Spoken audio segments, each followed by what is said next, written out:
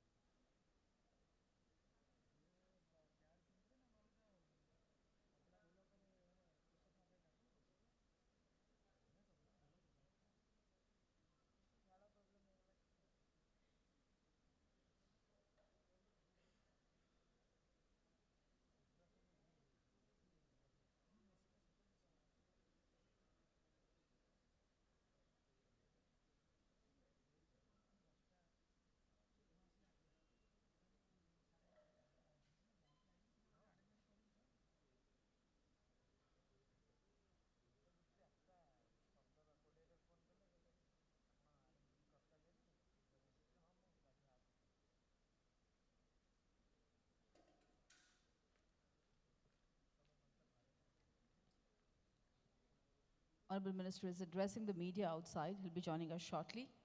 Any of you who wants your friends, colleagues to be part of this conclave, on the official website of National Bamboo Conclave, we will be going live very soon, so you can watch the entire program and be a part of it virtually.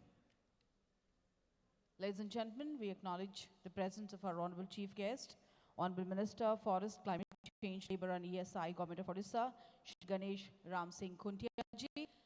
Let's give him an overwhelming round of applause and welcome him to National Bamboo Conclave 2026.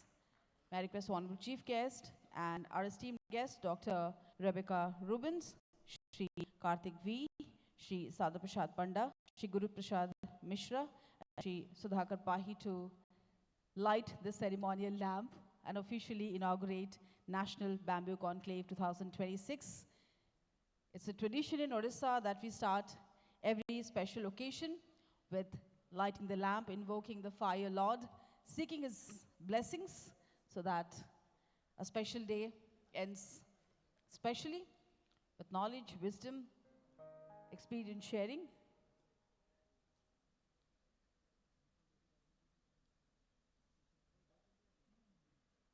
Deepang Jyoti Param Brahmang, Deepang Jyoti Janardanang, Deepang Jyoti Harate Papang, Prataha Deepang Namastute. May this day mark a new beginning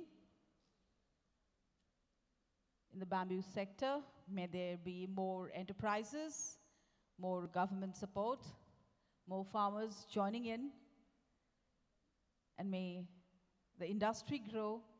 May there be crafts, fabrics, medicines, food, all coming from bamboo. May we all get enlightened as to how important bamboo as a grass and as a cash crop can be. May we all share our thoughts, experiences, and may we learn from each other and evolve. Can we have a round of applause for the official inauguration of National Bamboo Conclave 2026? Everyone, please give it up. Be a little generous and let's show some warm, good energy at the beginning of the day. As I request our Honorable Chief Guest, Honorable Minister Shri Ganesh Ram Singh Khuntia, our guest of honors, Dr. Rebecca Rubens, Shri Karthik V, from the host team, Shri Sada Prasad Panda, Shri Guru Prasad Mishra, and Shri Sudhakar Pahi to please join us on stage. Rebecca, can we please have you on stage? It's an absolutely enlightening day, a day we all are looking forward to learn. Now that we have officially inaugurated the conclave, now that we have the dignitaries on dais, it's time for the welcome song. We have students from Saraswati Sisu Mandir, Unit 8, who will be performing Sarve Sang. Sarve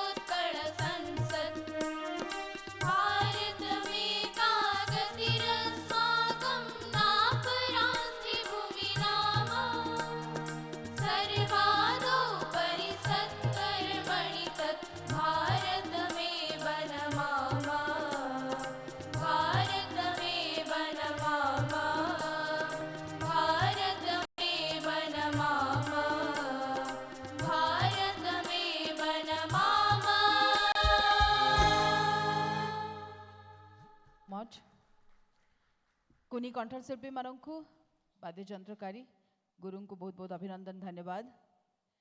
Atithya is a parampara we Indians are very, very proud of. So we always welcome special dignitaries in a special way. We thought of a bouquet of fresh flowers, but we thought a bamboo plant will be more apt. So may I request volunteers from the family to please join us on stage and present lovely bamboo plants to dignitaries on stage. And they are known for giving good fortune and adding greenery, positivity to your home and office. माननीय मुख्य अतिथि महोदयଙ୍କୁ bounce गछ प्रदान करुछंती आम volunteers माने. It's a gesture of goodwill, love and gratitude from the host team, and it looks so spectacular as a gift. अनुरोध करिबी मो आगामी दिन मानकर जदि आपनको भी काहाकू अभिनंदन जणेबार थिबो, please gift a bamboo plant instead of a bouquet. Thank you. Time for the formal welcome address. May I request from the host team, former Additional Secretary, Government of Odisha, Advisor, One Future Foundation, Shri Guru Prasad Mishra, to do the honor, please.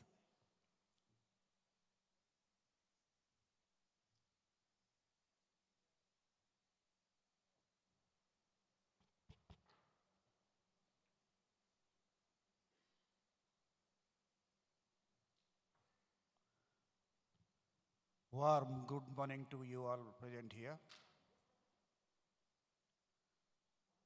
It's my privilege to welcome Honorable Minister of Forest and Environment, Government of Odisha, Mr. Ganesh Ram Singh Khuntia ji. He is on the dais. ସିଏ ହେଉଛନ୍ତି ନୀତି ନିର୍ଦ୍ଧାରକ।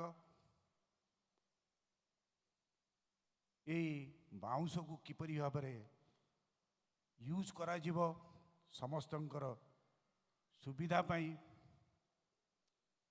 ତା ବିଷୟରେ ସେ ଆଲୋକପାତ କରିବେ। This National Bamboo Conclave has been conceptualized by Government of India and under the Ministry of Agriculture and Forest Welfare. They have thought of organizing these in different states of the country by different bodies. For your information, in Odisha, this conclave has been organized by two very reputed organizations. One is One Future.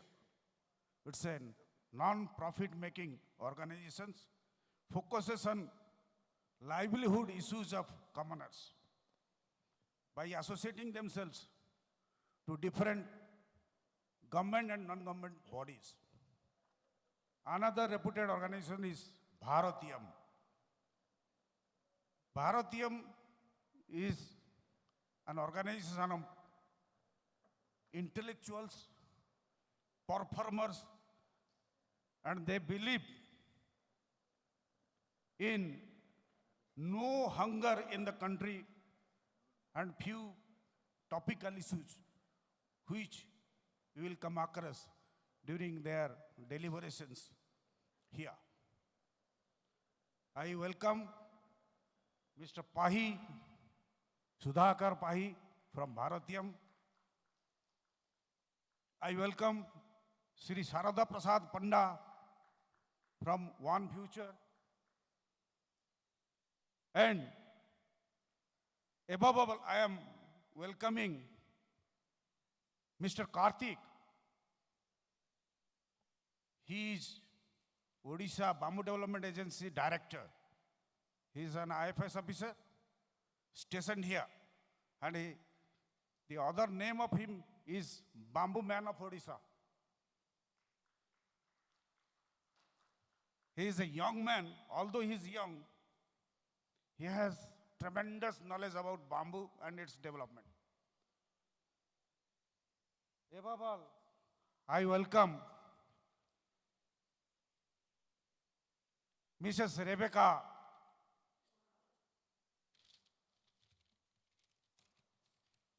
Rubens.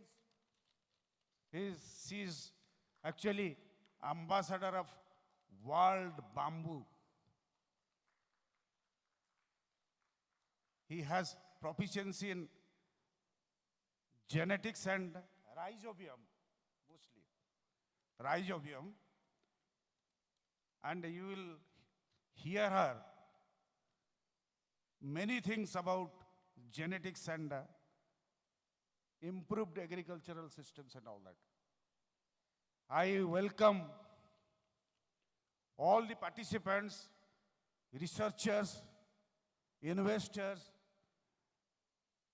SHG members, and my dear friends, freshmen, both electronic and paper media. Before concluding my deliberation, I want to speak about the concept of today's theme, that is unlocking opportunity, diversifying agriculture. I will indicate few things on this. Bamboo was earlier thought of a forest grove, forest plant, or forest grass, you can tell. You will be surprised to know that the bamboo yield from this forest species is 0.5 metric ton per year. But when it transformed to agriculture, cultivators made it 4 to 8 tons per acre per year. But with precision cultivation, which includes tissue culture, drip irrigation, fortifications and all that, simple things, it has grown up to 40 metric tons per year per acre. And it has genetic capability of going to 100 acres. It is a surprise. So, whatever it may be, there are deliberations on this. There are, panel discussions on these issues. We have set up this after this session that will be taken up. That will be taken up after this session. I request again all to be patient and attend these deliberations, especially the commitment, the guidance of our Honorable Minister. Thank you, sir, so much.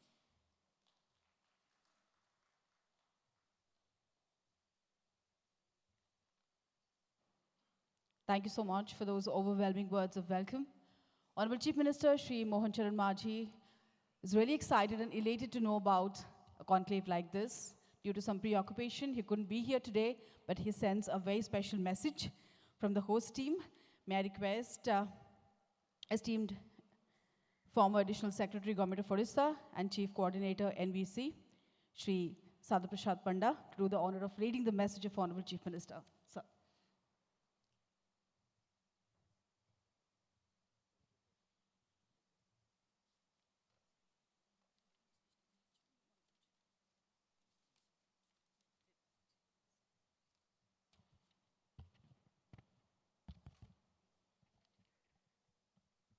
माननीय मुख्यमंत्री वार्ता मु बर्तमान पढ़ी। One future foundation एवं भारतीय trust मिलित आनुकूल्य 2026 जनवरी 9 तारिख रे जातीय बाउंश सम्मेलन 2026 अनुष्ठित होउथिबा जानी मु आनंदित। स्थायी उन्नति, परिवेश सुरक्षा एवं ग्राम्य जीविका सृष्टि क्षेत्र में बाउंश एक प्रभावशाली माध्यम रूपे आशा संचार करिछि।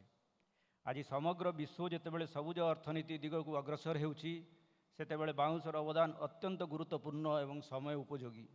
ओडिशा रे शताब्दी धरी बाउंश आम लोक संस्कृति और जीवन अभिन्न अंश रूपे रही आसी। आम कारीगर, महिला स्वयं सहायक गोष्ठी, युव उद्योगी एवं आदिवासी बहुल और ग्रामांचल अनेक परिवार बाउंश होउछि जीविका और स्वाभिमान मूल आधार। ओडिशा सरकार बाउंश को सबुज अर्थनीतिर एक मुख्य स्तंभ में परिणत करने प्रतिबद्ध। मु आशा करुछि एही कनक्लेव माध्यम रे नुआ चिंताधारा और गवेषणा जनित तथ्यर आदान प्रदान हेबा सहित निवेश और नुआ पार्टनरशिप अधिक सुजोग सृष्टि हेबो। एही अवसर में आयोजक मानक शुभेच्छा जणाइबा सहित सम्मेलन सफलता कामना करुछि।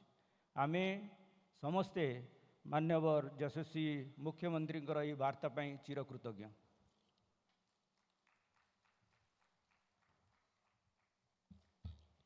धन्यवाद श्री पंडा।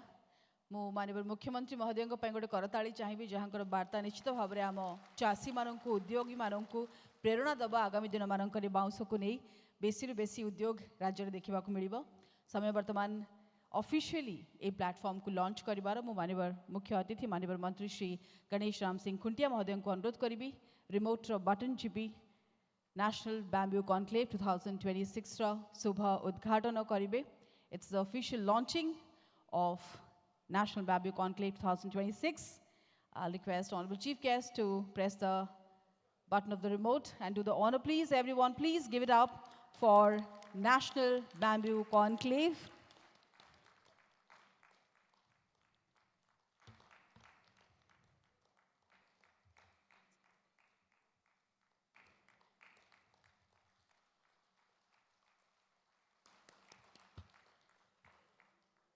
Thank you, sir, for doing the honor. Thank you, dignitaries. Time to hear about the importance of platforms like this.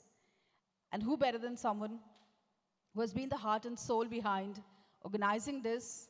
His insight, foresight, months of planning have made this day happen so effortlessly. A former Additional Secretary to Government of Odisha, Shri Sadhu Prasad Panda has a degree in MBA and MSc in Agricultural Economics, has vast experience in rural, tribal and urban development sectors of the state, especially in the fields of training, capacity building and livelihood promotion of women through SHG. He has been successful in effective networking and collaboration with national and global think tanks and knowledge partners for integrating beneficiaries' needs with the technology, innovation, and resources to acquire the benefits of the people. He definitely is somebody who can tell you more about how this will pave way for farmers and entrepreneurs to take bamboo and the sector seriously. May I request you, sir, Shri Sadhu Prasad Panda, to deliver keynote address. Sir.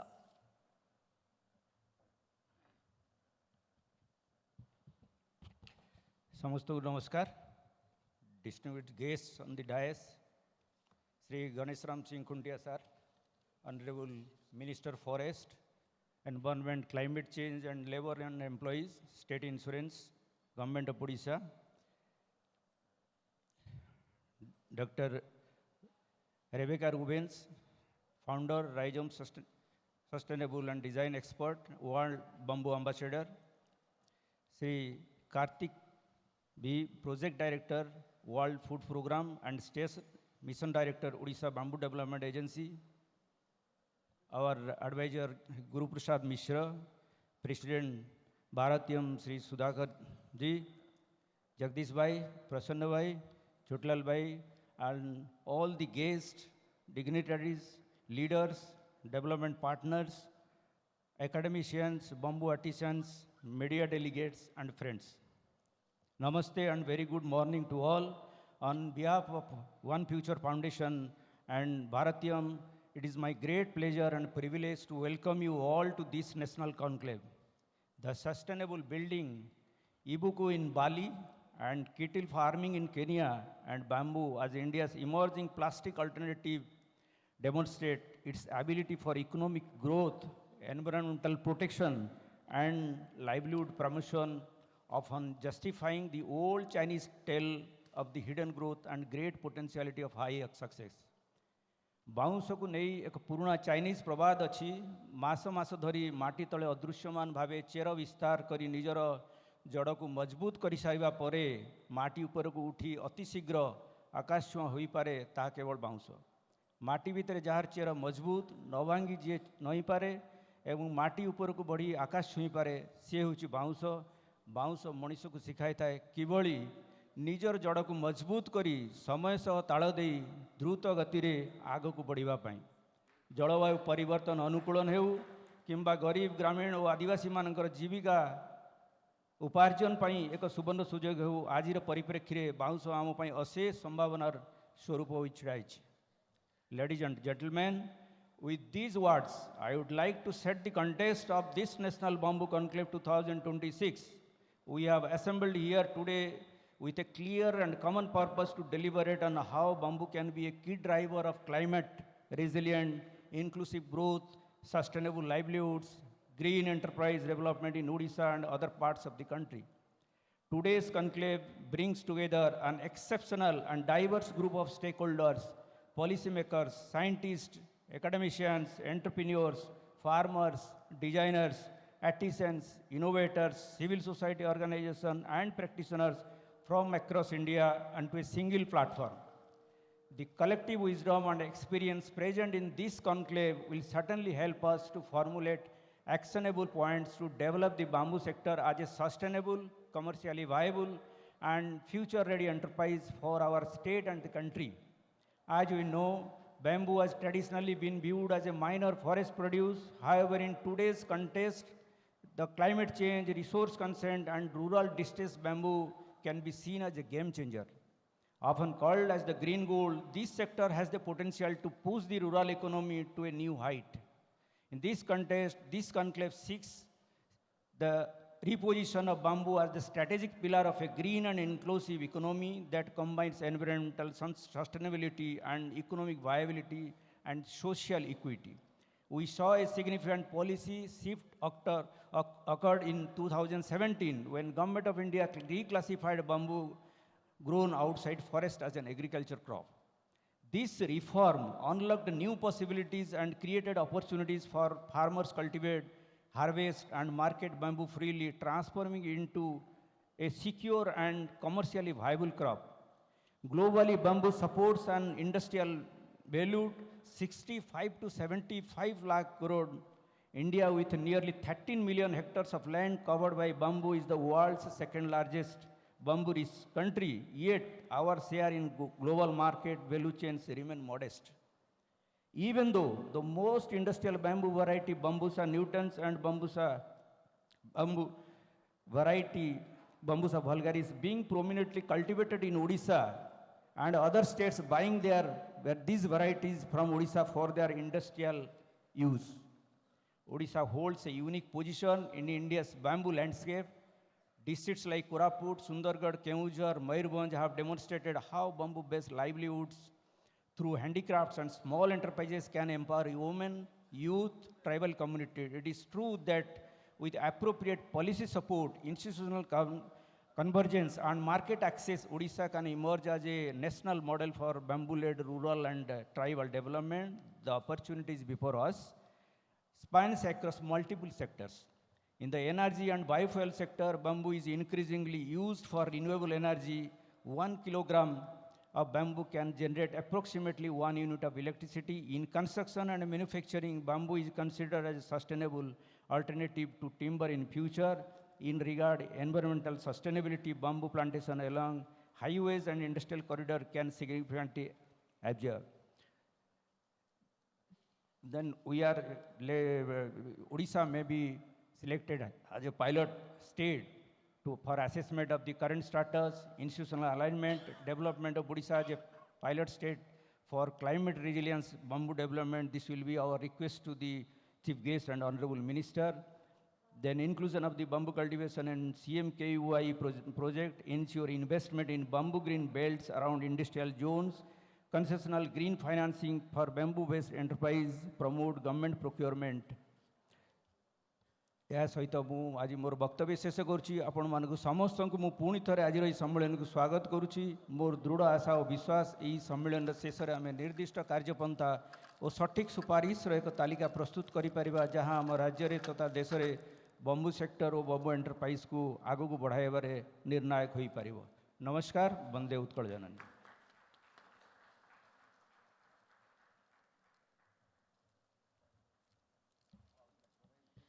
Thank you for setting the context so right, sir. इस सशक्त शब्द ପାଇଁ बहुत बहुत धन्यवाद श्री शारदा प्रसाद पंडा महोदय माननीय मुख्य अतिथिंकर अन्यत्र व्यस्तता जो से टिके शीघ्र आमठू विदाय नेबे किंतु तांको उपस्थिति निश्चित भाव में आमर ए एंडेवर को गोटे नुआ परिचय दूची मैं अनुरोध करी माननीय मंत्री श्री गणेश राम सिंह खुंटिया महोदय को निजर वार्ता रखिए समस्त को अनुरोध करताली सहित आम स्वागत करवा।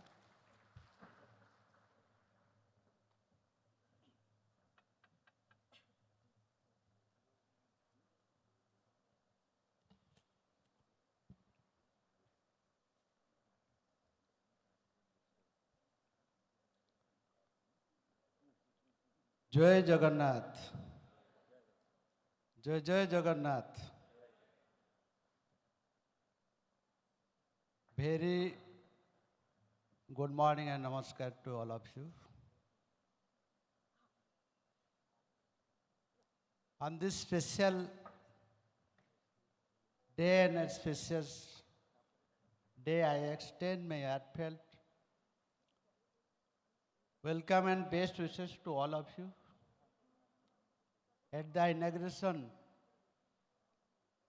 ceremony of National Bamboo Conclave 2026.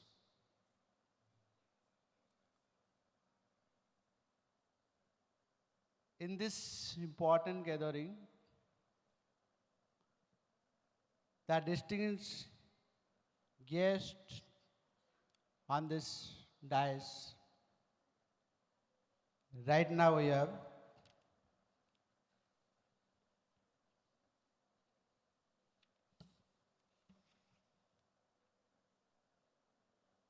co-organizers Sudhakar Padhi, Bharatiyam Trust,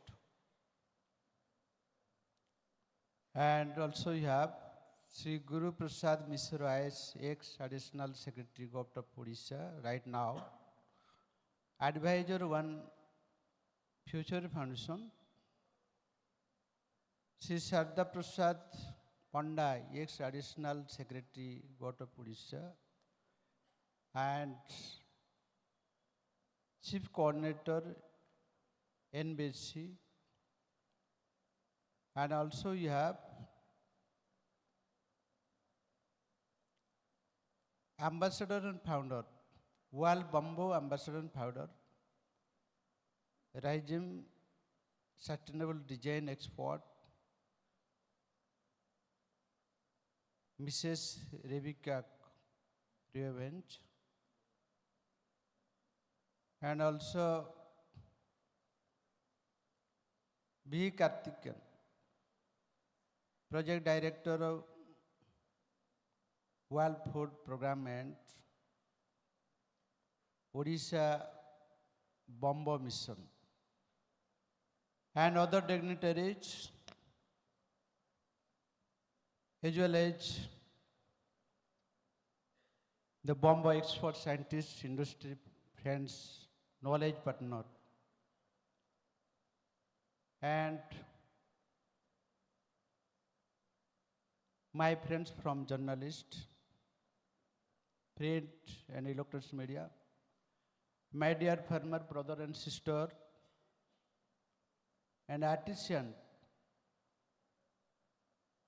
as well as other supporter and knowledge practice feedbacker, other ladies and gentlemen who are present here. Just we have today is 9th January. On this occasion also, that is, I convey my New Year greetings to all of you. Earlier, I already said the day is very spacious and special day. This one is not a gathering day and meeting day. That day is very special for us,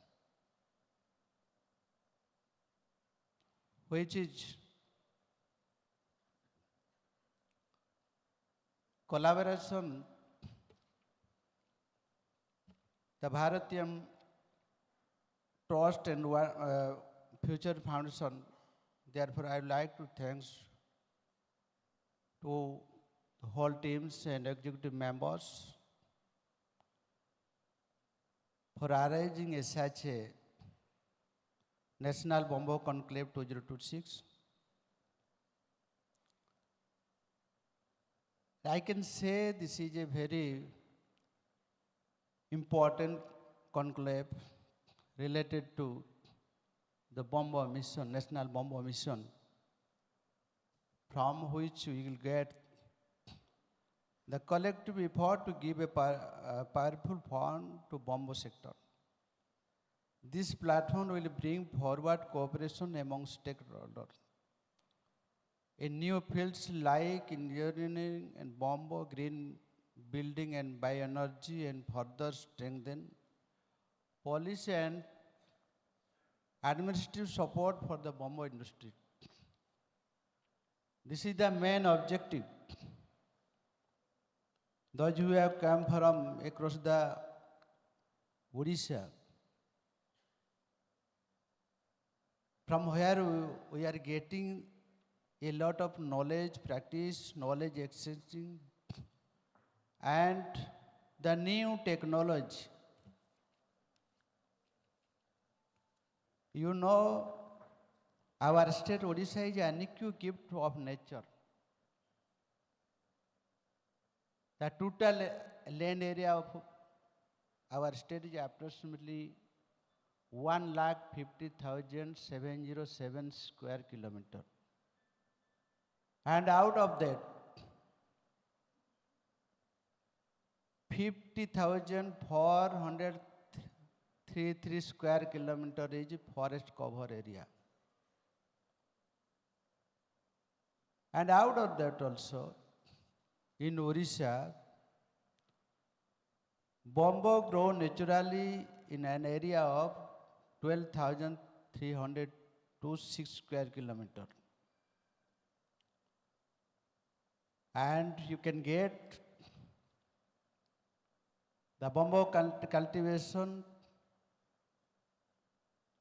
in Odisha, as well as we have states such as Athagod, Dhenkanal, Ballygoda, Ghumsura, Phulbani, Palakamudi, Khordha, Nayagad, Bonai, Bamara, Borogod, Sambalpur, and Similpal. And there is some special potential for Bombay. The large bamboo handicraft training and production center has been set up in Sindhupur village of Baud also. Government is operating one website www.odishabamboo.com for the online sale of bamboo product. Along with this, we have signed memorandum also with National Institute of Design, Ahmedabad, and Kerala Forest Research Institute, which is help modernize Odisha bamboo industry with advanced knowledge and skill for the farmers and artisans. Last 2025, on November 20, we organized a national conference on bamboo and medicinal plant Lok Sabha Bhavan, in which eminent bamboo expert and official from eminent institutions across the country also participated. Our plans are very ambitious. For the financial, we have kept 32 crores and submitted the proposal to the central government for National Bamboo Mission. How could we promoted and grow the bamboo trees in Odisha? The government project director B. Karthik has initiated very nicely. He has visited the many districts where there is a special feasibility, how could be promoted and encouraging the farmers those who are actually cultivating the bamboo. And in the time of climate change crisis, bamboo is the surveyor of the earth. It plays a major role in reducing carbon levels. Promoting green industry is the responsibility for us. Bamboo is not just a grass. It is a source of livelihood for thousands of families.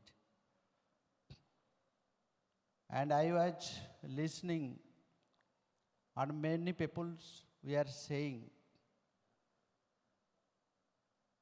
bamboo is a poor man tree, but right now, that is not. It is a green gold. And thousands of families are getting livelihood support from this bamboo trees. And those who have actually small industries or any bamboo furniture activity, they are also getting livelihood support. Therefore, I would definitely like to thank the National Conclave convener जे निश्चित रूप से धन्यवाद देवी आज जो महोत्सव उद्देश्य नहीं कि एठी ए जो जातीय बाउंस सम्मेलन कराई मेन ऑब्जेक्टिव निश्चित भाव में आज आमर चाषी भाई माने कि जो माने विशेष करिके ऊपर निर्भर करुवा कारीगर माने एठो ज्ञान पाइबे तांकर उन्नत धरणर कौशल पाइबे जो तांकर जीवन जीविका आगु को नहीं पारिबे से आमर ओडिशा सरकार मध्य प्रमोटिंग करछंती विभिन्न जिल्लार जो जिल्लार आमर एक्जिस्टिंग अच्छी बाउंस बहुत परिमाण रे से अंचल चाषी मानू केमती इनकरेज करिबा एवं अधिकार अधिका तार चाहिदा केमती बाहर राज्य एवं देश रे चाहिदा बढ़ेवा से दिगरे सरकार गुरुत्व करछंती आमर प्रोजेक्ट डायरेक्टर बम्बो मिशन विभिन्न जिला को से आइडेंटिफाइड करिछंती जो जिला मानकर आमर अधिकार अधिका चाष हो पारिबो एवं एथिरे गोटे जीविका हिसाब रे नबार अछि एटा केवल बाउंस गछ न होइकि न रहू समस्तंकर गोटे इकोलॉजिकल आर्मर हिसाब रे ताकू कंजर्वेशन करिवार अछि एवं ताकू केमती अभिवृद्धि करिवार अछि लोकंकर काम रे आसीबो से दिगरे आम सरकार गोटे योजना बनई छंती से योजना आधार आगर फॉरेस्ट्री पॉलिसी रो जो स्कीम अच्छे से सामिल करिवार योजना रखाई एभलिया तमाम पदक्षेप नियाउची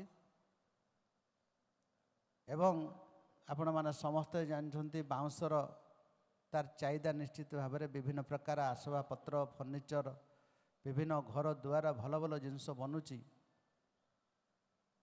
सेटा केवल लिमिटेड नुहे आमर इकोलॉजिकली बैलेंस एथिरे आमर कार्बन डाइऑक्साइड को रिडक्शन करार मध्य तार महत्व रही एवं निश्चित भाव में विभिन्न प्रकार देवादेवी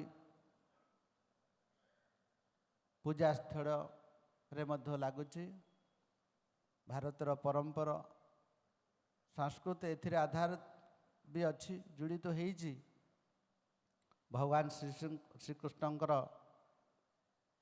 जो बाउंस तैयारी जो बंशीटा बाजे निश्चित भाव में तार मधुर भी अच्छी समस्ते आम जाचे ये पारंपरिक एवं आध्यात्मिक सहित जड़ित भी रोचे आज जो दूर दूरांत आम चाषी भाई मैंने ओडिशा रु आसचंत निश्चित भाव से आज जो ज्ञान भंडार आज जो सम्मिलनी एथिरे विभिन्न प्रकार नेशनल इंटरनेशनल एक्सपोर्ट एक्सपाइट माने अच्छे नॉलेज पार्टनरशिप इंडस्ट्री पार्टनरशिप समस्ते अच्छे they will also get there specific knowledge निश्चित भाव में एथिरे उपकृत हेबे मु आशा करी एवं सरकार मध्य अधिकर अधिका गुरुत्व दब ए विषय आपण मानू कही रखे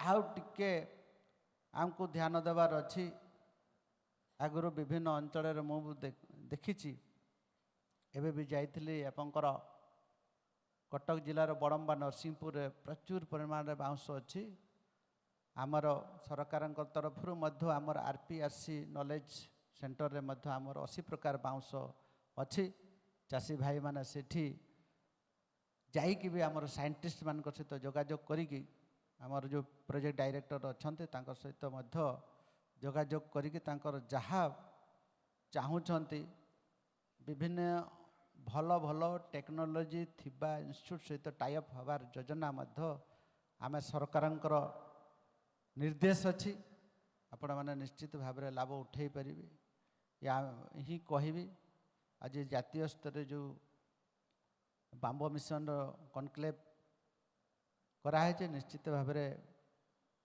जो आमर भारतीय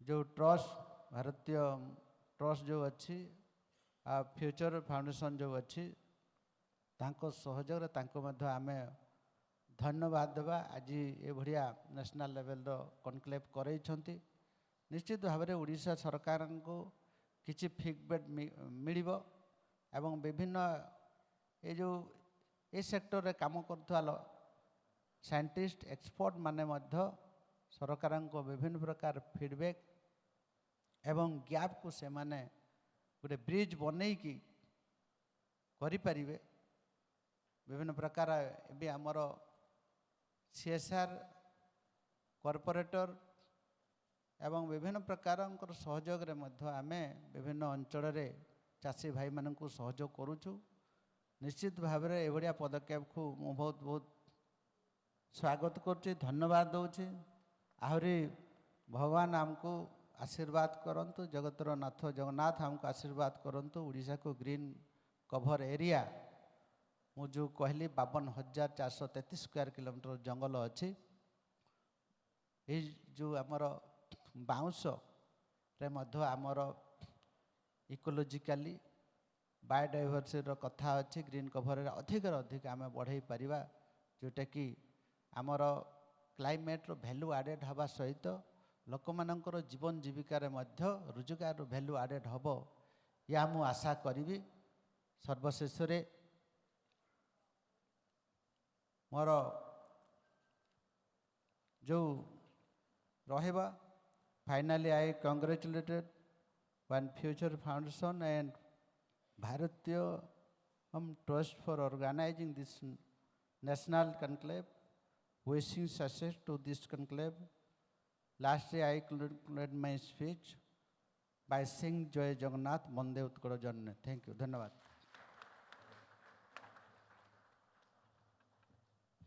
भलो पाइबार शब्द पाई बहुत बहुत धन्यवाद माननीय मुख्य अतिथि महोदय. These are words that will pave our way, enlighten our way when we work hard to make bamboo a bigger, more profitable industry. We'll request Honorable Minister to release the NBC newsletter that has all the information needed to tell the world how significant this endeavor has been. Chief Guest, Honorable Minister Shri Ganesh Ram Singh Kuntia, with the honor of releasing the newsletter. Can we have a little noise for NBC? Please everyone give it up for the newsletter and for National Bamboo Conclave. Doing the honor, Honorable Chief Guest, Honorable Minister Shri Ganesh Ram Singh Kuntia. A newsletter टी समस्तंको जणिबो कोभଳି भाबरे national bamboo conclave रे bamboo को गोटे industry भाबरे promote करिबा निमंते host team तरफ रु प्रयास करा जाइछि. अभिनंदन होस्ट टीम को. धन्यवाद माननीय मंत्री महोदय को. What a bright and beautiful day it's been. Host team तरफ रु श्री शारदा प्रसाद पंडा महोदय को अनुरोध करी से प्रीति उपहार सहित संबर्धित करेंगे। आजिकार मुख्य अतिथि माननीय मंत्री श्री गणेश राम सिंह खुंटिया महोदय को अंगवस्त्र एवं उपढौकन सहित माननीय मंत्री महोदय को आम धन्यवाद जनइबा तांकर उपस्थिति पाई जहाँ आज अवसर को आहुरी अधिक सफल आकर्षणीय करिछि। We cannot thank Honorable Minister Shri Ganesh Ram Singh Kuntia enough for his kind presence, for those words of wisdom that will strengthen the cause, give us more courage. And he already has said we have all the governmental support that we need in the future endeavors where we try to make bamboo a far more bigger industry. Manत्री Mahoday व्यस्तता हेतु आम ठार विदाय नेउछंती मु करताली सहित तांको धन्यवाद जणाइबा पई समस्त को अनुरोध करिवि। His presence has been great support for the cause. Thank you so much, sir, for being here, for motivating all of us to take bamboo more seriously. And may there be more industries, more farmers joining in. May this be a bigger cause. And the host team is having an official photograph with the Honorable Chief Guest. These are moments that will be etched in our hearts forever. The memories that will remind us it's been a great day with the kind presence of Honorable Minister Shri Ganesh Ram Singh Kuntia. And I think you are not giving the round of applause overwhelmingly. We can have a bigger and clearer and brighter round of applause for the dignitaries, for everyone on stage, and for Honorable Minister for his absolute support for the cause. Thank you so much, sir. It means a lot to have you today.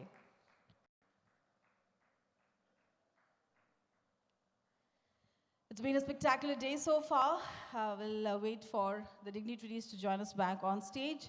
But we look forward to have all the sessions, all the speakers sharing their thoughts and experiences, farmers talking about how bamboo has changed their lives, entrepreneurs talking about how industries relating to bamboo has given them profits. So we are all going back home thinking we have been underestimating bamboo. May I request everyone to please settle down. We'll wait for Shri Guru Prasad Mishra and Shri Panda to come back, and we will continue with the session. And may I request everyone to give a round of applause for the host team.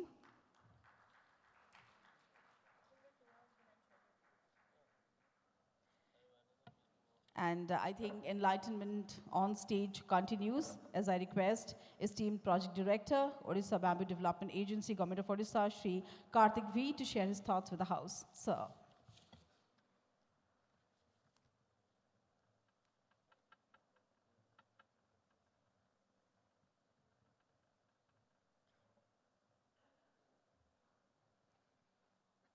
Are we screening the presentation?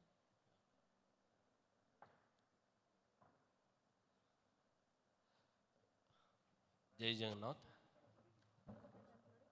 Respected dignitaries, ladies and gentlemen, a very good morning to all of you. Yeah, so indeed it's my responsibility to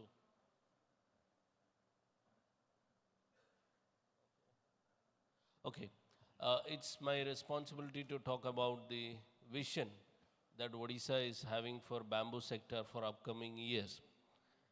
So indeed, I have been called on an emergency mode here. So I was rushing for another meeting. So I got a call from Honorable Minister to attend this. So I prepared the same vision plan I am submitting. But one thing I would like to say before I actually start this presentation is, like we have one of our artisan, Ekadasi Barik here.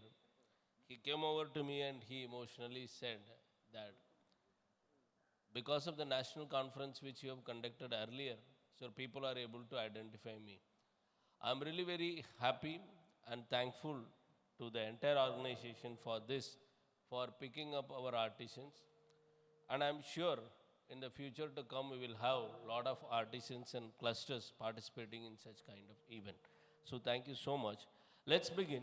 So Odisha vision for bamboo. Now let me give a brief introduction. I will just take 10 minutes to complete this. So we want Odisha to become a green hub of industry. That's what we are visioning. But do we have such kind of skilled people, be it an artisan, nursery grower or plantation? Yes, we do have. So you can see both the pictures on the right side. So these are some of the well-maintained bamboo. So in the forest department, we don't have such kind of bamboo. It is by a plantation farmer. His name is Gobind Mahapatra from Baripada. He has more than 50 to 100 hectares of bamboo and very nicely maintained. 100 hectares of bamboo by a single individual in Baripada. I mean to say, Odisha have such kind of people scattered. Our vision is to unite them, expand them, and provide the market. So that's what we are looking for. And we have never seen, being in the forest department, we have not seen bamboo as a tool for climate change mitigation. That's something we need to put in our vision now. So we want to make Odisha as a green hub of industry. We want Odisha, the bamboo to give good livelihood people. We want to gather all these individually brilliant people together in the form of the cluster. And the growing demand of craft. So Odisha, you know, those people who have visited here, I think Sanjeev Karpe sir is there. So he must be knowing what is the condition of Odisha art craft here. It's very rudimentary. Finishing is not that great. We are not able to meet the demand from the outside. So this is the condition and that's what we are wishing. So what we thought that we made a small stakeholder meeting. Just I am new. As many forest officers, we are not aware about the bamboo. We called a stakeholder meeting. We call all the people, artisans, everybody, and just ask what is your problem. Please tell us. What do you want? Then we ask them to showcase the product. And this is what we understood. We don't have a suitable bamboo. Suitable bamboo, what do I mean? So the bamboo that can be used for housing, art craft. So what kind of bamboo do we have? We have Dendroclamus strictus, 80% of the forest area. The minister, Honorable Minister sir was mentioning, we have 12,000 hectare bamboo. So 80% area ta setre salia bounce hochi, tapare bambusa newtons hochi, body bounce hochi, sundargani bounce hochi, bambusa vulgaris hochi, au tapare amara dungi bounce hochi, Cephalostachyum pergracile. These are the 4 different kind of bamboo we hear. We don't have too much of bambusa tulda. We don't have Dendroclamus hamiltoni. We don't have much of Thyrostachys oliveri. So we don't have Dendroclamus giganteus. These are some species we don't have. Dendroclamus taxa is also not there in Odisha. And of course, our bamboo don't have much of value addition. Training is a very big issue. Wherever I went, I have visited some 8 districts. Jete jilla mu travel korichi. Sabbu jagare gotte tankara dabi roibo sir amuku training diyantu. Just give us some training. Nor we have master trainer. We have some people who have an example who can come and train them. That's the biggest problem here. No accreditation of nursery. Yes, we do have some nursery. We don't have accreditation. With lot of effort, last year we accredited one nursery. He is a very good grower of bamboo in Gumsur South. I will just show you.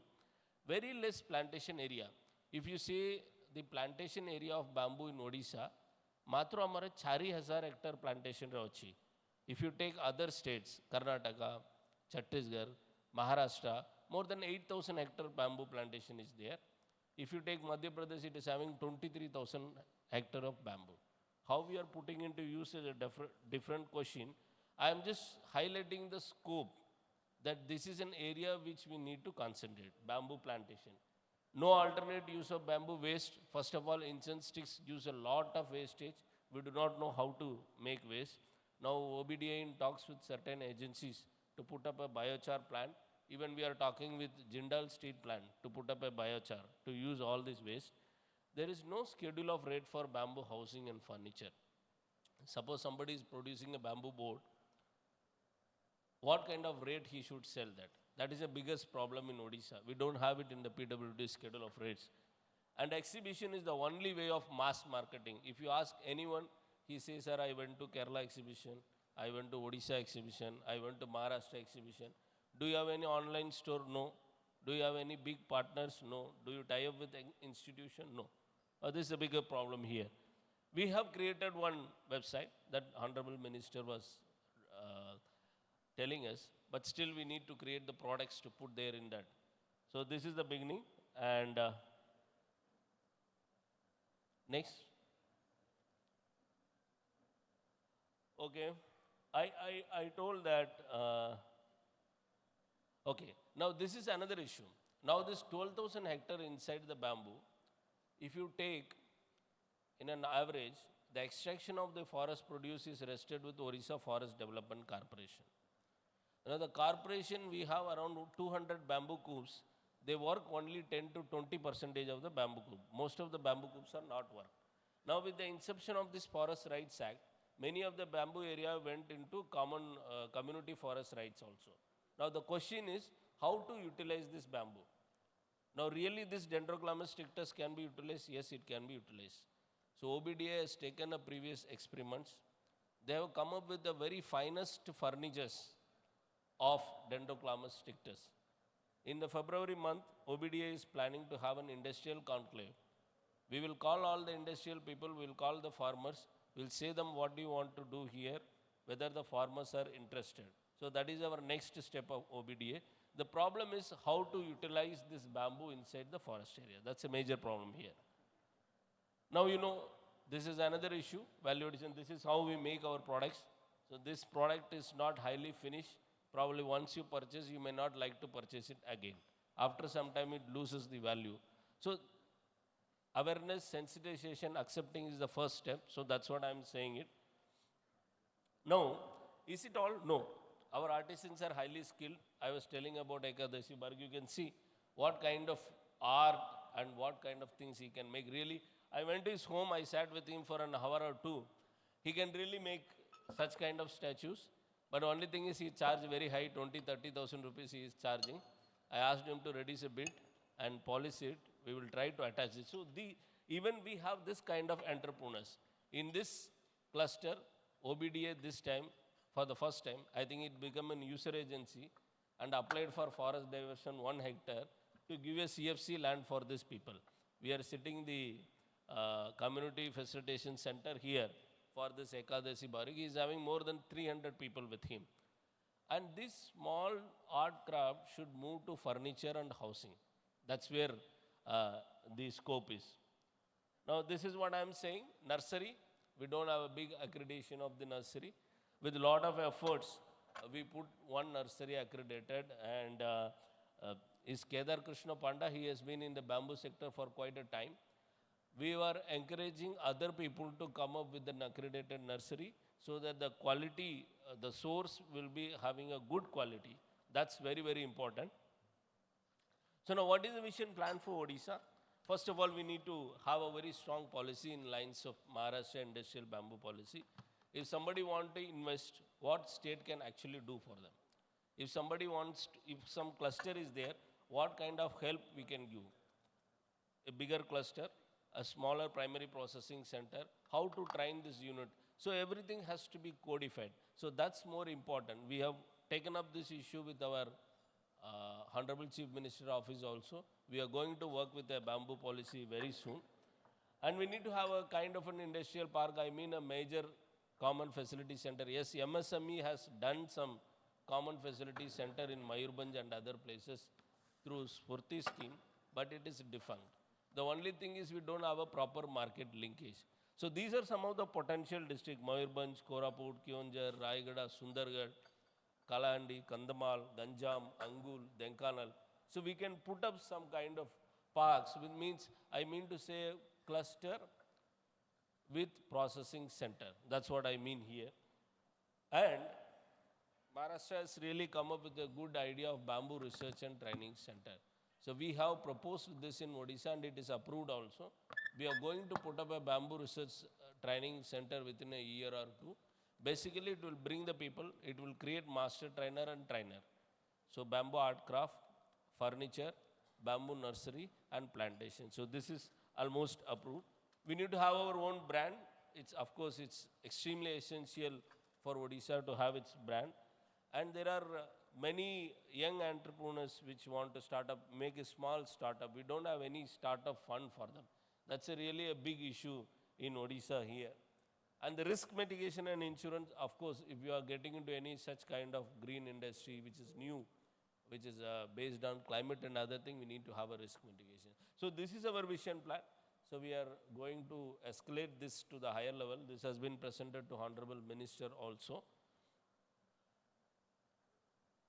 So now what we do, like Odisha Bamboo Development Agency cannot work in silo. It's really a technical part.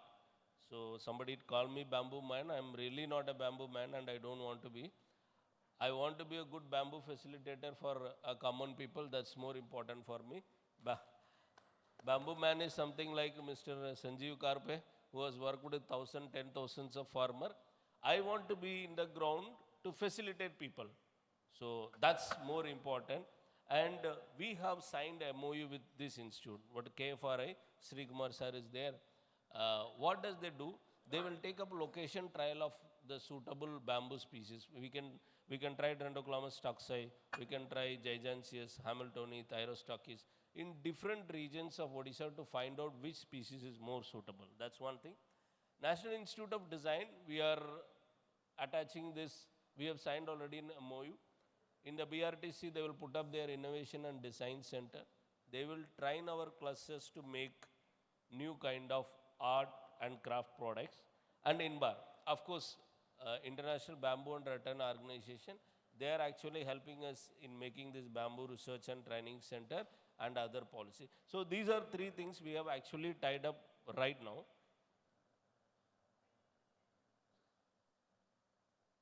Next.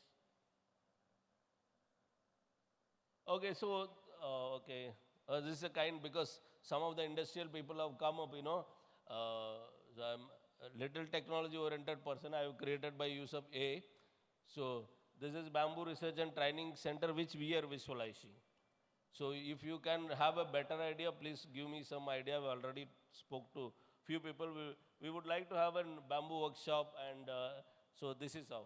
We need to have a training center, bamboo workshop, design studio, and nursery and plantation on all those things. And definitely within 2 years, we will put this in Odisha, and this will definitely come. We are trying our best. So these are some of the designs I just put it. So what Odisha aims here is, we have certain districts, around 10 to 12 districts which grow bamboo. Now we need to strengthen our cluster. The cluster should be vested with good skill development. The state should become more friendly for industries to come and set up. When the industries set up, only we can really strengthen our clusters and further small units. So we are trying. February we are going to have an industrial conclave. It's not kind of a workshop, it's a kind of brainstorming to get what actually we need. Thereafter in the March we will find out some industry, we will try to ground up within a year or two. So whatever with my knowledge and with attitude, I am trying my level best to put this bamboo in the prime light of the government. So I seek all your cooperation. You can take my number from them. If you wanted to give any idea, any suggestion, anywhere you want me to come and visit, you can drop a message, I can come and visit. I am committed to develop this sector, and I'm sure you all must be having the same attitude also. So with this, I would like to end my speech. So thank you so much. Jai Jagannath. Thank you so much for those enlightening words. And I think we all understand we have a responsibility when it comes to encouraging bamboo enterprises and giving bamboo the importance it definitely needs. I'll request Sri Guru Prasad Mishra from the host team to present token of gratitude and Angavastra to Sri Karthik V for joining us on this absolutely special occasion. His words will be remembered, learned from, and his experience will help us in this path to make bamboo a far more extensive industry than it already is. Thank you so much. He has to leave because of some unavoidable pre-appointments, but he is with us in our future endeavors. So thank you once again, Shri Karthik V. And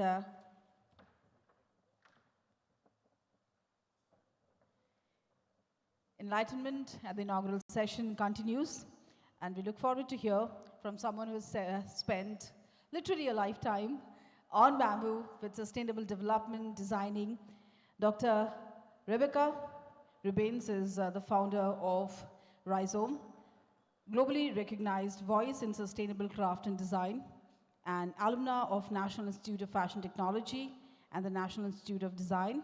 She holds a PhD from Delft University of Technology, a World Bamboo Ambassador with the World Bamboo Organization, She's also an educator and author of the Routledge Handbook of Craft and Sustainability in India. Rebecca, can we please have the honor of hearing your story and experiences?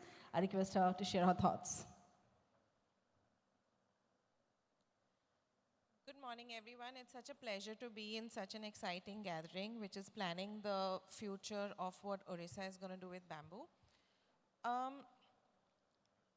Every time I go to a conference, I hear about how bamboo is the future, and I've been hearing this for 2.5 decades now. But still, conference after conference, we see that China is still ahead of India, and then Bali goes ahead of India, and Philippines goes ahead of India. So one wonders really, what is India doing wrong? Because we have so much of government support, we have so much of resource, we have so much of craft. And I think the effort really needs to be multiplied to catch up, because this is both a challenge, and it's been a challenge for the past 2 decades to 2.5 decades that I have been associated with the bamboo sector. But also a huge opportunity to actually capitalize on the growing markets for sustainability worldwide. Why does bamboo fit into these markets? Bamboo fits into these markets because, unlike timber, so if you cut a tree, you lose green cover forever. But bamboo is a grass. So if you cut a bamboo, there is another pole which comes out and another pole which comes out. So except for when bamboo flowers, bamboo is a resource that is truly sustainable. Some of the fastest growing species in the world are bamboo species. Bamboo is socially sustainable apart from all of its ecological benefits, because interestingly, bamboo and poverty coexist. Wherever you see there are economically poor communities, you see one of the resources they have accessible to them is bamboo. It is super easy for these communities to process bamboo, because unlike timber, so if you see wherever there is timber, there's going to be a timber mill to process it. But bamboo, because of its cylindrical structure, its hollow nature, and linear fibers, make it very easy for economically poor communities to process with its really simple tools. Bamboo can actually make a huge change because it's really versatile. Bamboo is a food, bamboo is craft, bamboo is energy, bamboo is housing, bamboo is textile, bamboo is craft. Given this huge opportunity and understanding that bamboo is also a lot of things, you can use bamboo for fisheries, you can use bamboo for restoring degraded lands, because when its leaves fall, there is a mulching which is created, which is far superior to other species. Every time I go to a conference, I hear about people talking about how we need to draw inspiration from other species which grow in other places, and how we need to introduce those species here. While that is a good strategy, I would also advocate for the decolonization of bamboo. I would want all of us to look at possibilities for recognizing the resource we have, recognizing a language we can create out of it, and recognizing that we have huge markets in our own country to propagate this bamboo. The challenge then for me lies with breaking the notion that bamboo is a poor man's material, and I would seriously call for stratification in the bamboo market beyond looking at bamboo as a material for high volume, low value craft. I would say let's look at bamboo for high value applications, medium value applications, mass value applications, niche applications, and stratify the sector. I believe the problem lies in stratifying the sector and looking at this in terms of a series of initiatives and not just something that is pushed by policy. I think there is a serious condition of market pull that exists globally and within India with the sustainability crisis. And I believe that bamboo is well positioned now, more than ever before, to take off, because climate change is not going away. The population is going to keep on growing, right? And bamboo addresses so many problems. So while we're in the midst of challenges, I'm glad we are also in a position to consider them as opportunities. I'm grateful to be here in Orissa, where the Bamboo Conclave, I hope, will have the opportunity for all of us to network and look at a way forward. Thank you.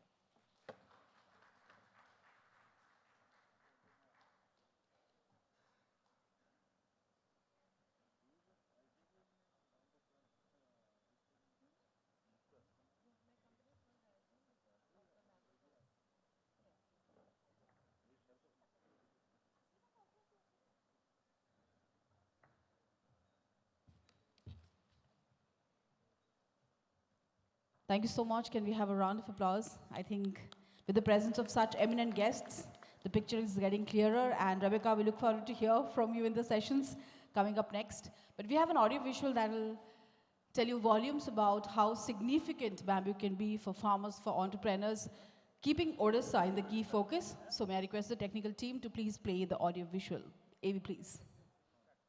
Across landscapes and communities, the future of sustainability is being shaped not in isolation, but together.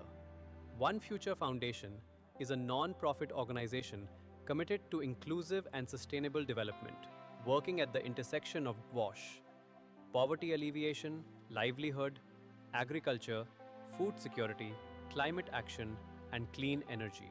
Alongside it, Bharatiyam Trust brings together thinkers, professionals, and policymakers, fostering dialogue on issues critical to India's nation building. Together, they converge around a shared vision, where nature, people, and progress grow in harmony. But to understand why this work truly matters, let me take you on a journey of a single plant rooted in our soil, shaping livelihoods, protecting nature, and carrying the promise of a sustainable future. Let me take you into the world of bamboo. The bamboo sector stands at a critical crossroads. Despite its immense potential, the sector faces serious challenges: poor availability of raw material, inconsistent supply, and bamboo varieties that are often unsuitable for modern applications. Traditional and inefficient processing methods reduce durability and product lifespan. Limited awareness, weak market linkages, lack of storage and processing infrastructure continue to constrain growth. Yet within the crisis lies an opportunity. I was born quietly, a small shoot rising from the humble earth. The sun touched me first, then the wind taught me how to sway without losing myself. From stillness, I began to grow.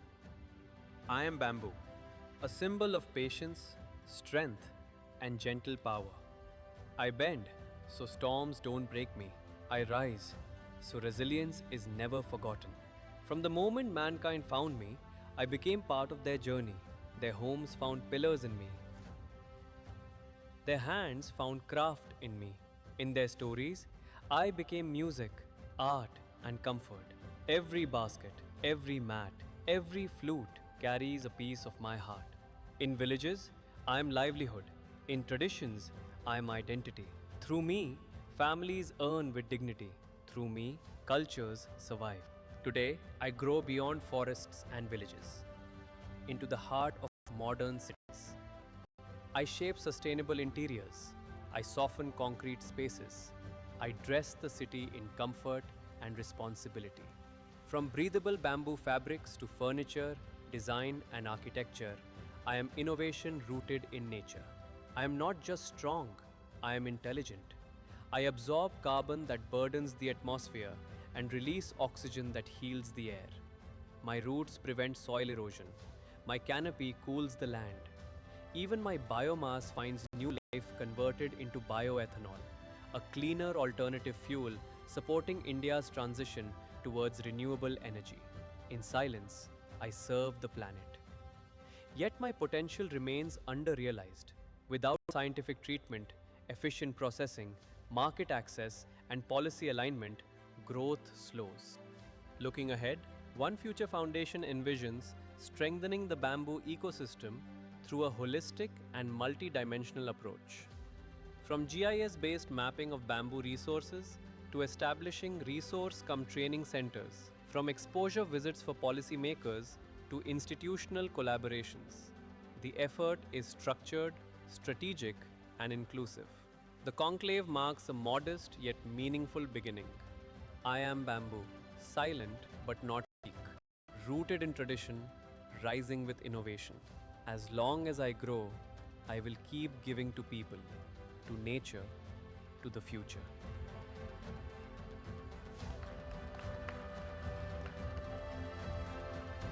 The audiovisual says it all, so it's B for bold, B for brilliant, B for bamboo, and it has more to offer than you know it does. We have a small token of gratitude for Rebecca. May I request from the host team, Shri Sudhakar Pahi, to do the honor of presenting Angavastra and token of love to Dr. Rebecca.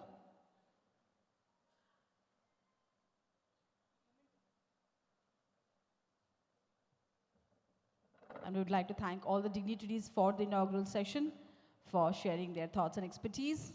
And there are so many sessions coming up where we talk about specific topics that are important.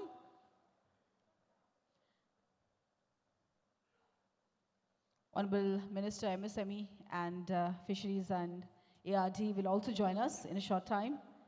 May I request Shri Sudhakar Pahi from Bharatiyam Trust to present Angavastra and token of gratitude to Dr. Rebecca.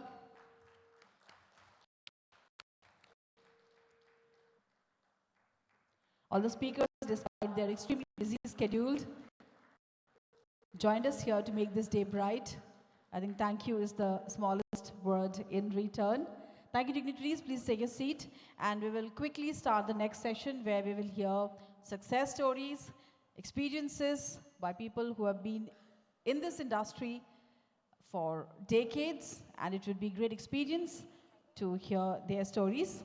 So, to start the session, may I request Dr. Anil Kumar Sethi, Shri Narendra Kumar Mittal, Shri Sanjay Singh, Shri VP Soni, Dr. Pranab Kumar Nath to please join us on stage, take their seat.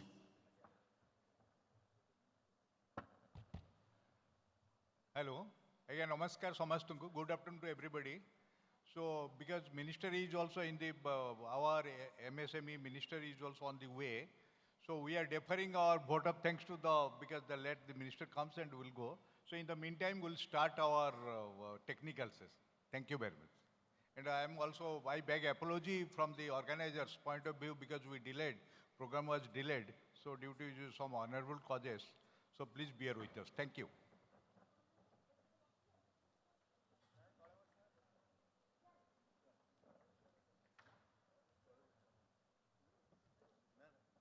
As we wait for the arrival of the minister, we would also like to start the session.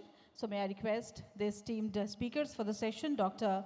Anil Kumar Sethi, Shri Narendra Kumar Mittal, Shri Sanjay Singh, Shri VP Soni, Dr. Pranab Kumar Nath to please take their seats on the dais. And we are so excited to hear their stories that is going to inspire the youth, the farmers, the entrepreneurs of the state as to how far you can go when you choose bamboo as the industry you participate in.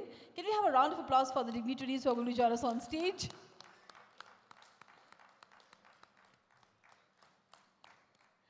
Welcome on stage, gentlemen. It's so great to have you all here. Please take a seat.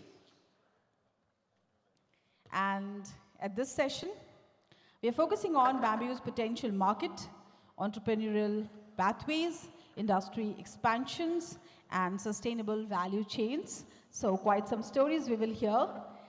To start with, we have Dr. Anil Kumar Sethi, who is a scientist F at the Institute of Wood Science and Technology, Bengaluru, with over 2 decades of research experience in wood science and bamboo engineering, a PhD from University of Melbourne. He specializes in wood quality assessment, wood modification, wood composites, bamboo lumber, and mass timber. He has published extensively in peer-reviewed journals and has received multiple international research fellowships and awards. So, may I request Dr. Anil Kumar Sethi to please share his story with us. So.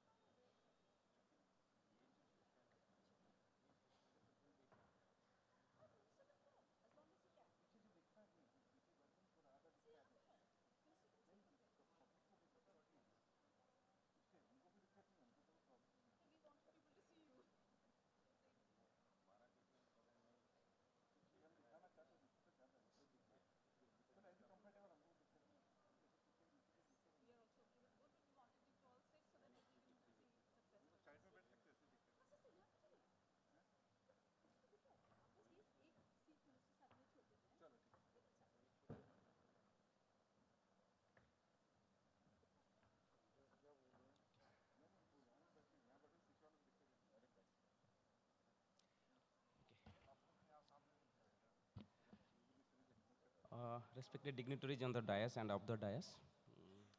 It's really a privilege for me to stand before everyone to talk on a topic which is not very conventional in today's scenario. Before I move, I would like to introduce myself as a researcher from Institute of Wood Science and Technology. And this is one of the institutes under Ministry of Environment and Forest and Climate Change. We do work mostly on lignocellulosic-based composites.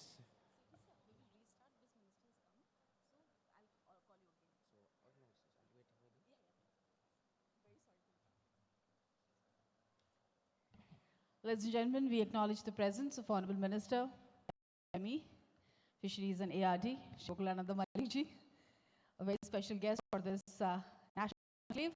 I request everyone to give a round of applause because under his young leadership, industries are growing, and we want to let Honorable Minister know that bamboo is an industry that a lot of youth in the state will be interested in, and we look forward to the industry support from MSME. So may I request you, sir, to please join us on stage and chair this session.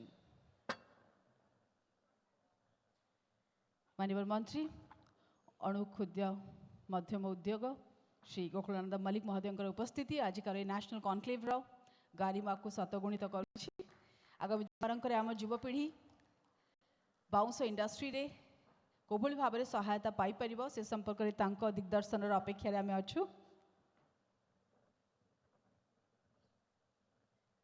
अनुरोध करी समस्त गोटे बड़ करताली सहित माननीय मंत्री महोदय को मंच पर स्वागत करेंगे एवं श्री शारदा पंडा महोदय को अनुरोध करी गोटे सुंदर बाउंस गछ सहित आम माननीय मंत्री महोदय को स्वागत करवा सेशन रे a lovely bamboo plant that will bring good fortune, wisdom to Honorable Minister, whose kind presence makes this day so bright and beautiful for each one of us.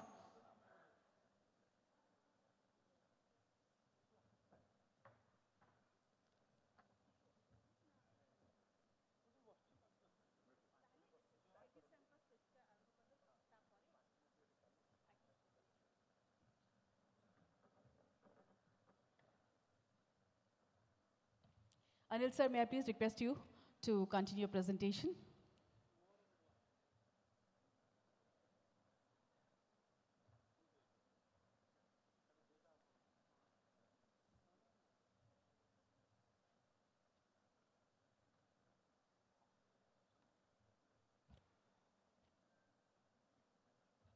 My presentation would have been a bit up if it would have been a little bit in the later sessions where all the basic processing would have been covered. But anyway, I'll touch upon the developments that has happened in bamboo sectors, particularly in terms of composites.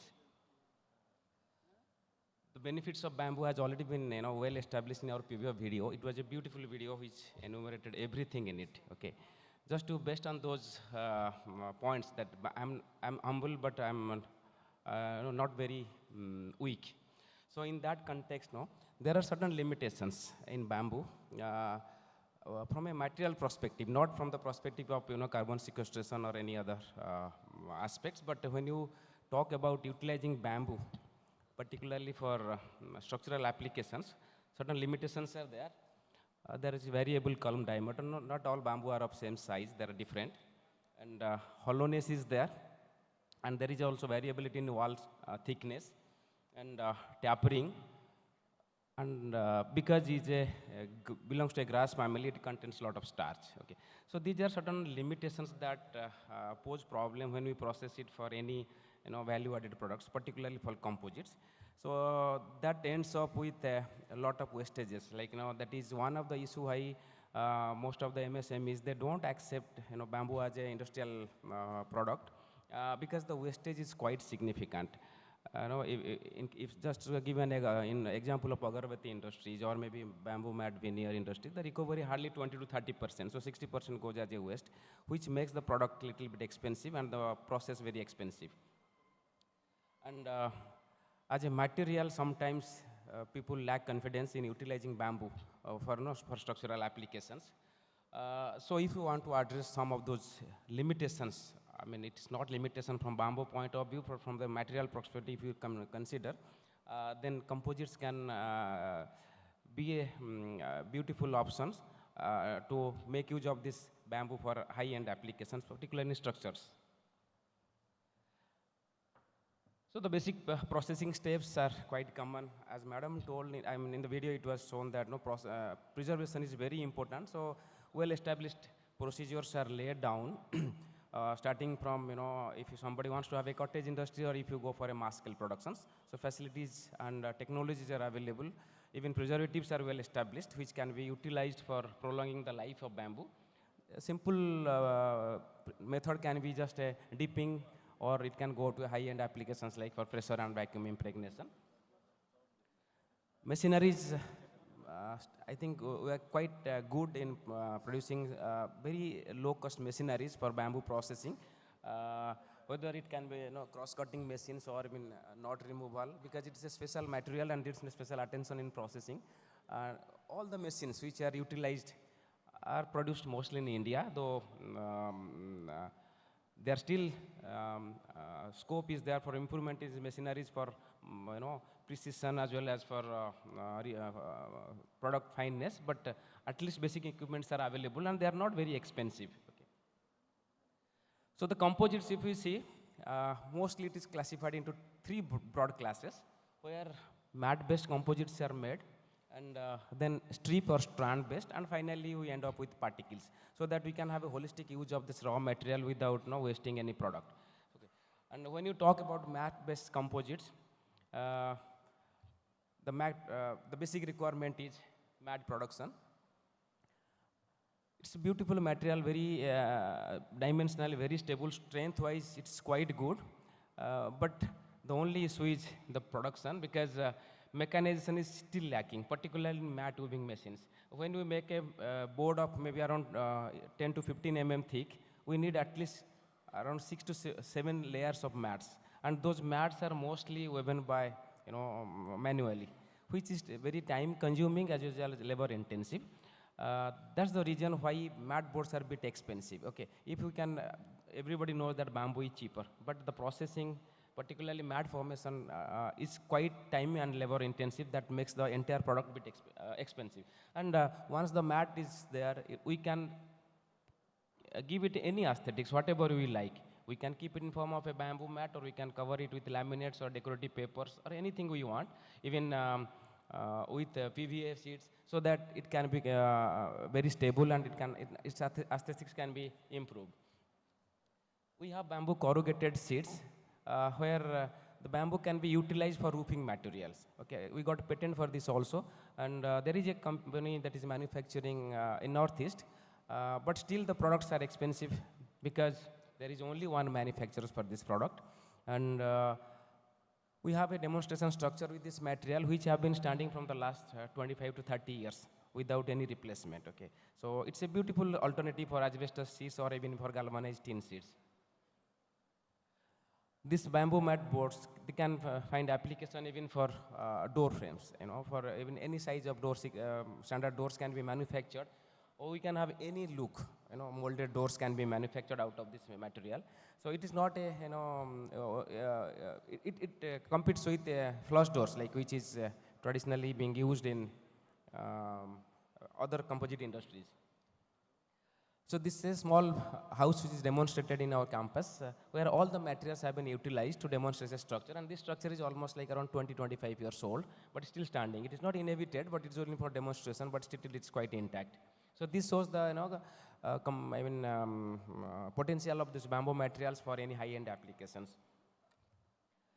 And the second product in the line is bamboo strip-based composites. And this provides an option to utilize the bamboo even up to 60 to 70%, to that extent. So the raw material wastage will be very, very low. Just to show some of the products, like you can see this laminated bamboo lumber. There are different way of making this lumber, maybe horizontal, they call it sometimes horizontal lumber or vertical lumbers. But the beauty is that the hollowness is not a constraint. We can make strips out of it, bind it with suitable binders, and make a product which is very durable. Okay. This is a bamboo laminate, this is a lumber, whose length is almost like around 18 feet with a cross section of roughly around 1 feet by 1 feet. Just imagine, it is no way inferior to teak or any other, wooden for that matter.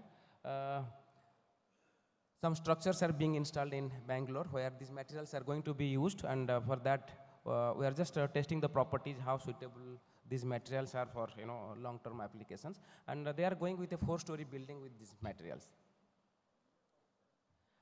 This is a material just like plywood, but in fact it is not a ply, it is a cross-laminated bamboo where strips are used in just like a plywood manner, but veneers are not used.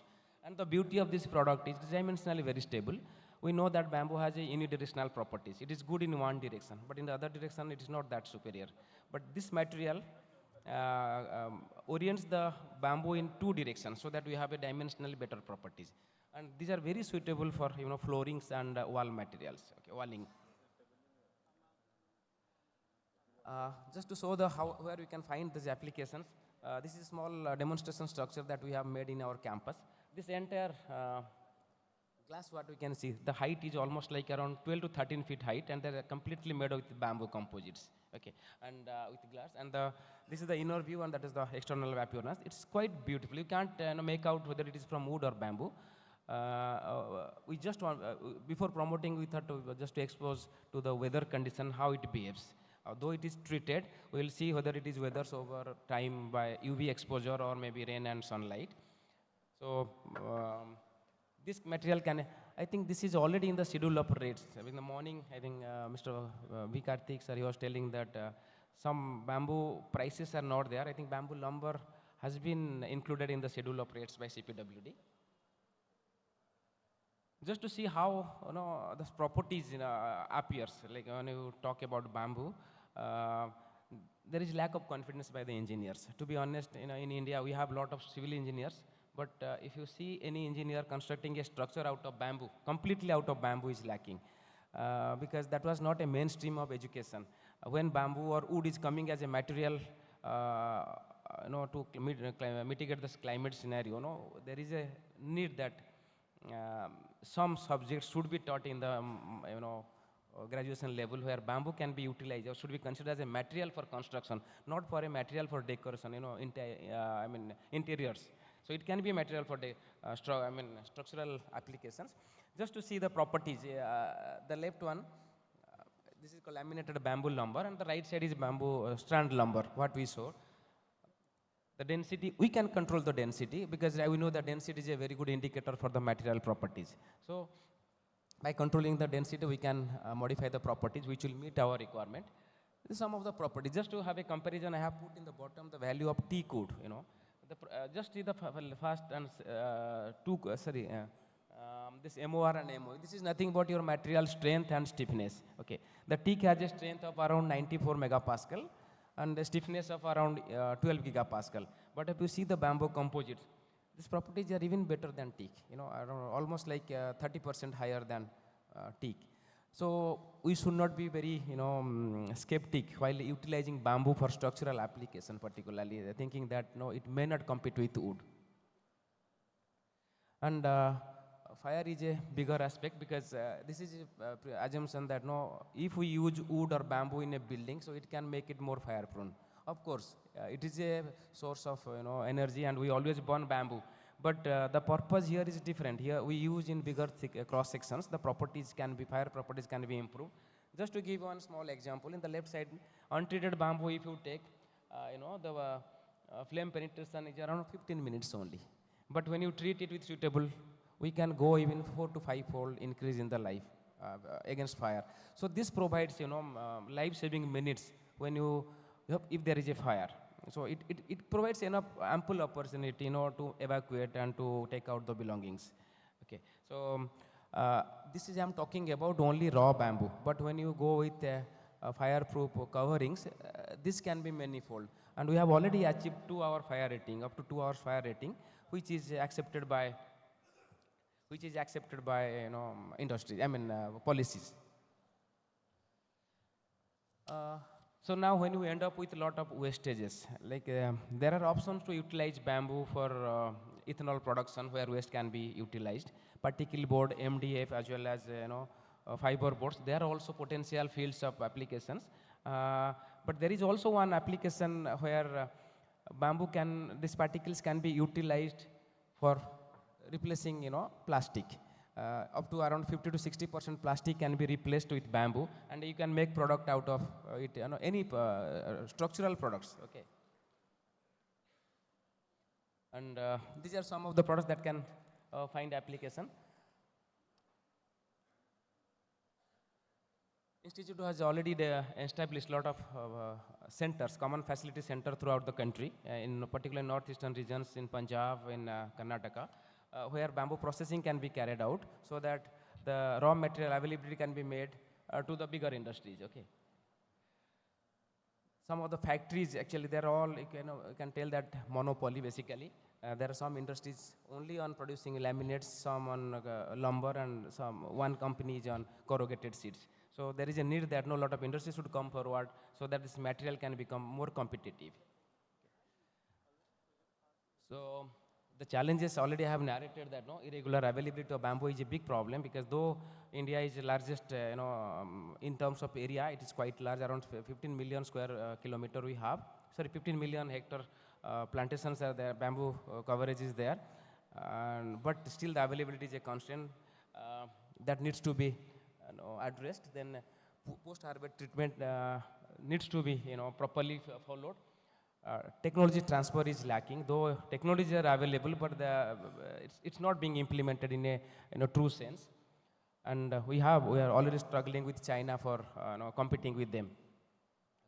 So there is vast opportunities available for this tech sector, and as a research institute, we are happy to provide whatever technical support we need. We have been doing it to the industries, and recently National Bamboo Mission has recognized our institute as one of the center of excellence for bamboo composites. So any requirement from industry or any issues, we will be happy to collaborate and extend the support. Thank you for your patience, and if there is any questions, I'll be happy to address that. Thank you.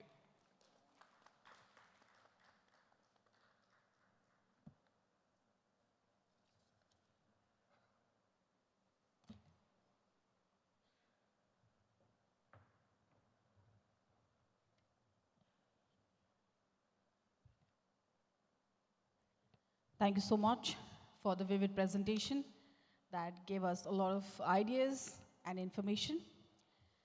Bounce को गोटे शिल्परे परिणत करिवा पई आमे आम युवपीढ़ी ठारू जेतिकी साहाय्य लोड़िबू सेतिकी सरकार को ठारू मध्य सहायता लोड़िबू से धारारे एमएसएमई विभागर माननीय मंत्री आज आम गहणरे रहिबा आम समस्तक पई प्रेरणार उत्स म अनुरोध करी माननीय मंत्री श्री गोकुलानंद मल्लिक महोदय को निज अभिभाषण रखिबे।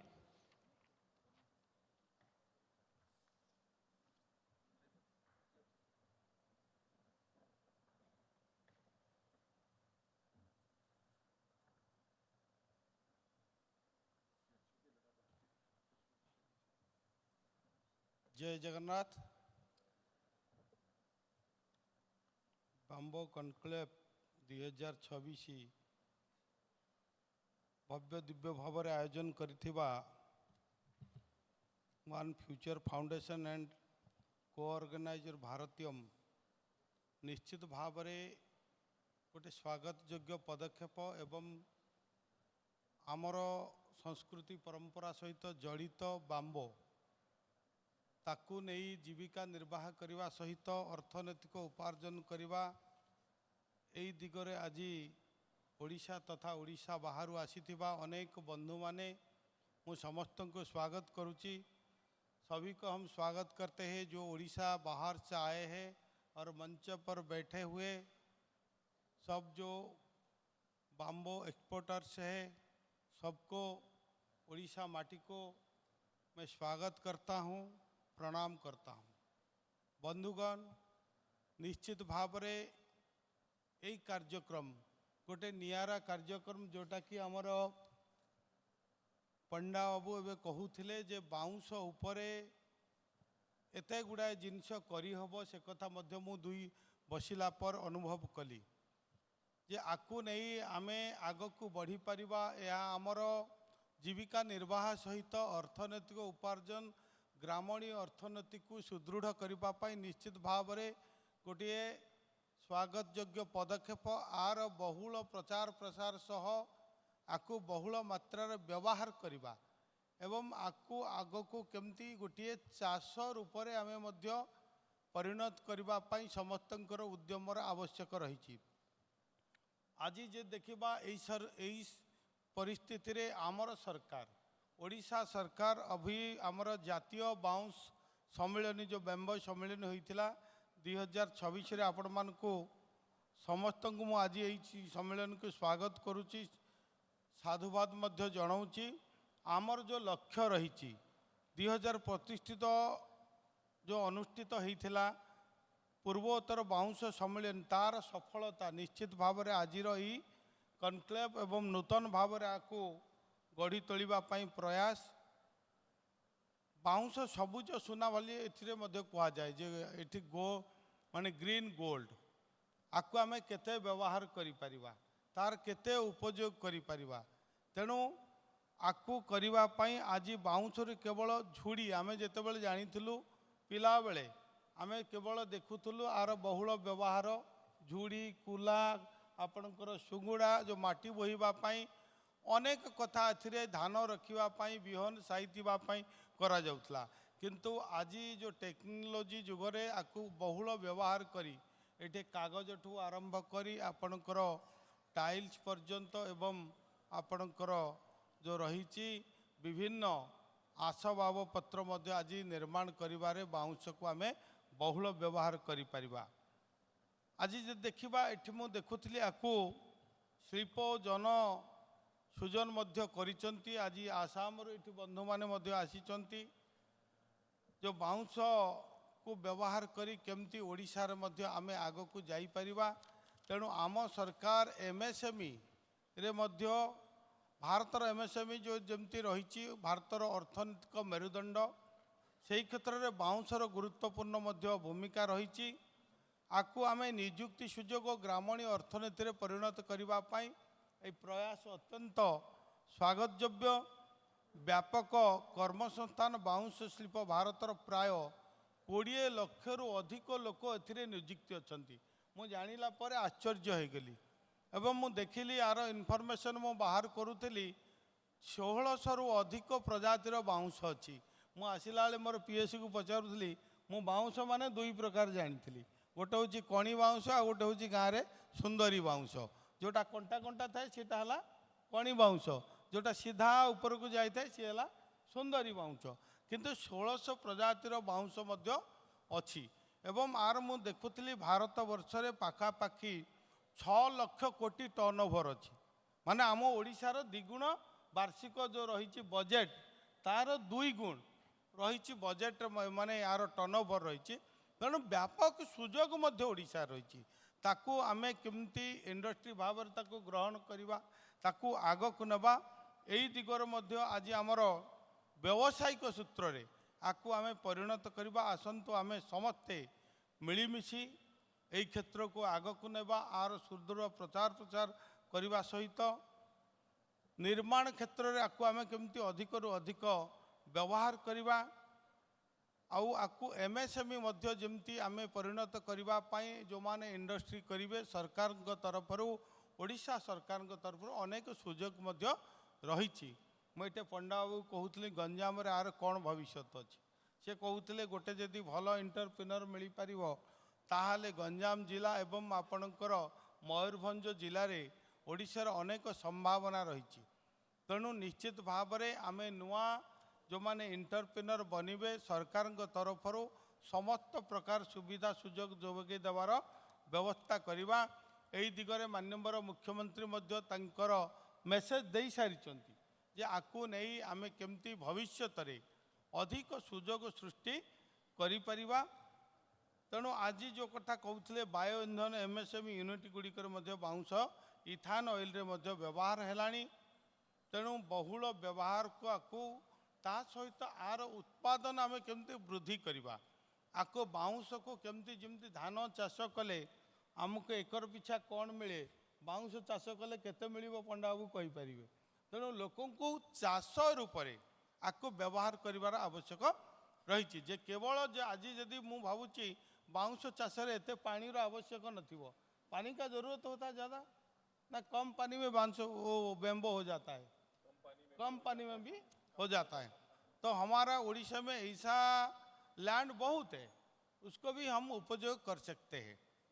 तो चलिए हम सब मिलेंगे, आपका जो एक्सपीरियंस है, आप जो लोग आए हैं, टेक्नीशियन आए हैं, वैज्ञानिक लोग आए हैं, एक्सपर्ट आए हैं, आप हमको दिशा दिखाए उड़ीसा को।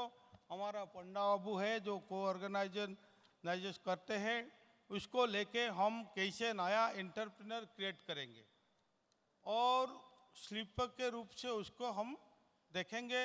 और उड़ीसा सरकार तरफ से जो MSM तरफ से जो सहयोग चाहिए हम आपको वहाँ वादा करते हैं, बात जरूर हम सहयोग करेंगे।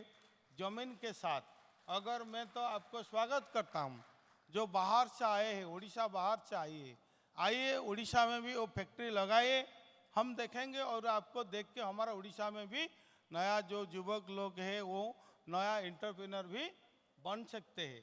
तो उड़ीसा में तो ऐसा कहाँ है क्या पंडा बाबू? उड़ीसा में ऐसा इंडस्ट्री है आपको कहाँ है? बांस का बेम्बो का इंडस्ट्री है क्या? पंडा बाबू आपण सुलग्ना मैडम आपण कान चुपचुप कहते पंडा बाबू को 3 थर पचारे ओडिशा रे ऐसा कहाँ बेम्बो का इंडस्ट्री है क्या?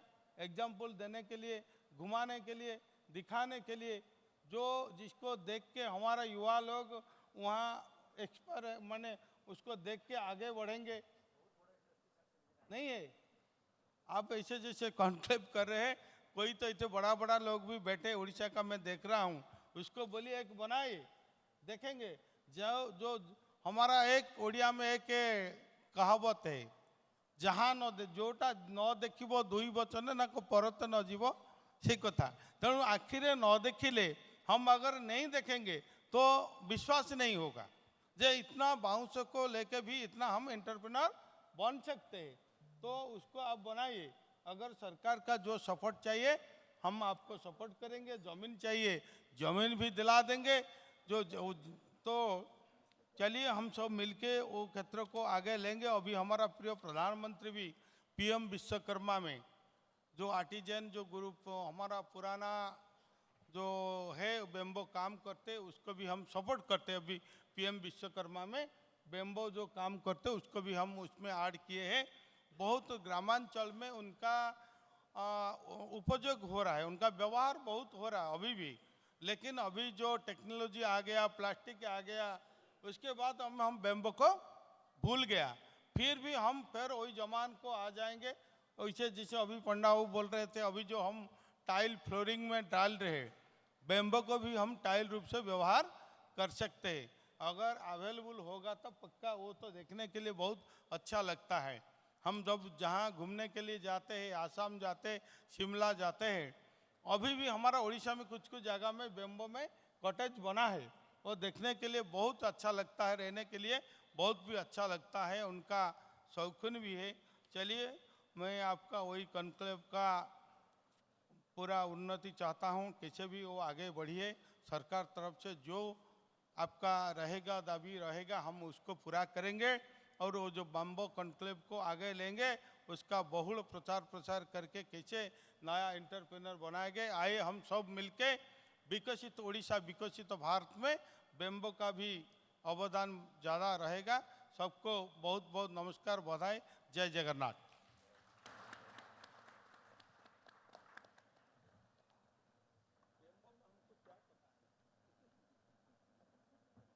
धन्यवाद माननीय मंत्री महोदय। माननीय मंत्री जी ने कहा कि इस शिल्प के लिए जो भी सहायता की आवश्यकता होगी राज्य सरकार तत्पर रहेंगे। तो आभार व्यक्त करते हैं सभी उद्योगियों की तरफ से, क्योंकि ये बहुत बड़ी बात है for the new generation entrepreneurs would like to invest in this sector. Hosting तरफ अनुरोध करी श्री शारदा पंडा महोदय को से उपढौकन प्रदान करेंगे माननीय मंत्री महोदय को, एवं सुधाकर पाही महोदय को अनुरोध करी से आनुष्ठानिक भाव में माननीय मंत्री महोदय धन्यवाद अर्पण करेंगे।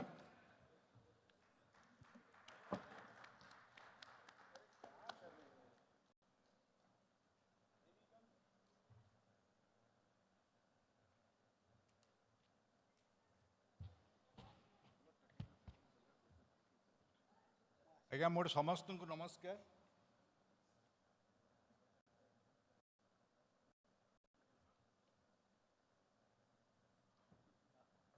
Good afternoon to everybody. So our program, it was delayed, but it is a very lively program and it is also a new program. Because jaha je mantri mohoday kahile, because our project eita bartan gote at least eta gote jauchi je gote at least gotiye bamboo processing unit eti nihati darkar. कारण जोटा कि लोक मैंने देखिए and entrepreneurship create हम सो बहुत बहुत धन्यवाद sir actually this is the actually very good afternoon so I personally express my thanks on behalf of Bharatiam Trust and One Foundation Trust for everybody those are present here at least to make the program very successful. So my sincere gratitude to Sri Gokulanand Malik, Honorable Minister MSME and Fishery and ARD, so who is also present in the dais, so who gave a very encouraging views and encouraging go ahead, at least for the Odisha and for the entrepreneurs. Even some of the entrepreneurs are also present here. So I think this is also encouraging and also empowering, and at least they will be empowered to take up the project. So thank you very much, sir, for your sweet words. I also thank to Sri Ganesh Ram Singh Khuntia ji, our Honorable Minister of State, Forest, Environment, Climate Change and Labor and ESI, who was also present in the first session and also gave his encouraging words for both production as well as the setting up the industries. So in Odisha, in the bamboo, so at least because everybody now have realized that Odisha is a potential state. Though we are having the highest number of bamboo cultivation, but actual productivity and the processing unit is not available. So this is a kind, I think it is a future project or future entrepreneurship program for Odisha. So thank you. I also express my thanks to the minister, so who gave a very sweet word and also encouraging points for the entrepreneurs as well as the growers. I also thanks to the Sri Karthik B, Project Director, Odisha Bamboo Development, who shows whatever the initiatives already government of Odisha has already taken for the both cultivation and the processing. So this is also bamboo mission is also 2026. So government is planning and also giving a thrust for both the production as well as the processing. So this is also, he has also invited to any new suggestions from the delegates and everybody for the development or for the rapid growth of this area. So I also thanks Dr. Rebecca, so who also expressed his views for the bamboo and that is a potentiality. So in the industry, so I also thank. So I also thank Guru Prasad Misra. So who is also, because I should not give him thanks because still it is a customary, but he is also co-organizer. Because this organization, this seminar is being conducted by both One Foundation and also Bharatiam. He is the advisor of the One Foundation Trust. So I also express my gratitude and thanks to him, at least for his welcoming address. So lastly, I gave my heartfelt thanks. So this program has been it would not have been successful until and unless Dr. Sarada Prasad Panda, who has taken the initiative, who is the chief coordinator of the program. So I am just telling for everybody's knowledge. So before this program, and he has also invested a lot of money and a lot of time to go and to inquire about what is the real bamboo industry and how is the production is going and what is the Indian statistics and where is the also happening. So he has gathered all the information. So he has also spent a lot of sleepless nights and also sleepless days actually to find out the facts. And now only his I think more than two-third contribution for this program goes to Dr. Sarada Panda. Thank you, Mr. Panda sir.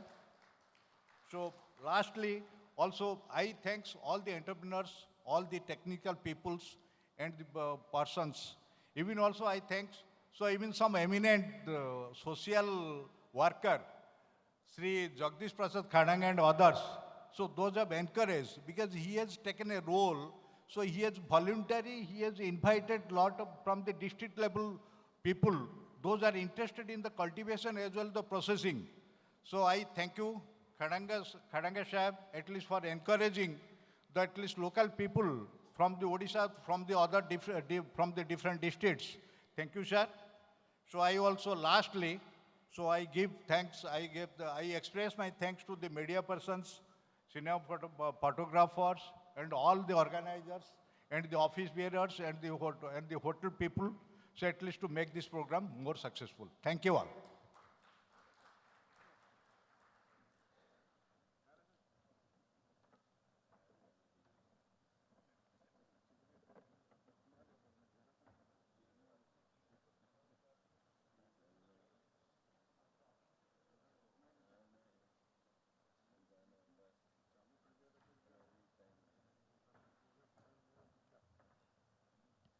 माननीय मंत्री महोदय को कोटि धन्यवाद समस्त व्यस्तता सत्वे आमर मार्गदर्शन पर आज उपस्थित रहिले एवं कोठना कोठि तांकर सहायता ए इंडस्ट्री को आहुरी अधिक आगु को बढ़िबा पई प्रोत्साहन दबो.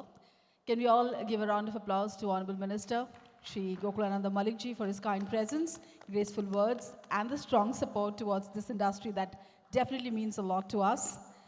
Continuing the enlightenment for the session that is going on. But before that, I think we all should thank the organizers, the organizer One Future Foundation, co-organizer Bharatiyam Trust, and our knowledge partner, National Institute of Fashion Technology, for thinking out of the box and curating something this wonderful. Can we have a round of applause, please, everyone? Give it up.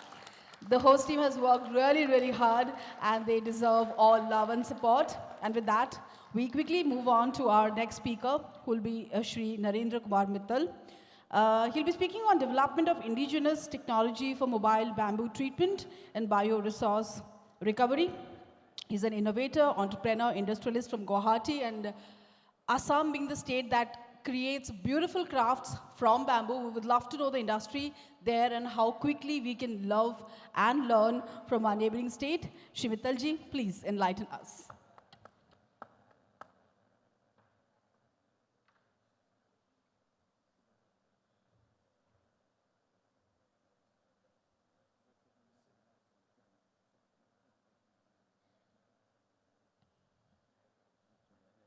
Thank you, everyone. National Bamboo Conclave 2026. I'll be explaining about indigenous technology which we are going to develop for treatment of bamboo and bioresource recovery. The project has been, concept has been discussed with IIT Guwahati, and they are the technical partners in developing this equipment. Background about this project came to our mind just a year back when we saw a company dealing in plastics, coming to all the way from Bombay to Guwahati and establishing a bamboo-based product. Bamboo-related furniture making, different products making, and they imported machinery from China. After seeing those machines, the idea came to our mind of developing an indigenous machine in which the bamboo can be treated for industrial use, and at the same time, while treating the bamboo, the bioresources available in bamboo, like your bamboo charcoal, bamboo vinegar, and essential oil can be extracted from it.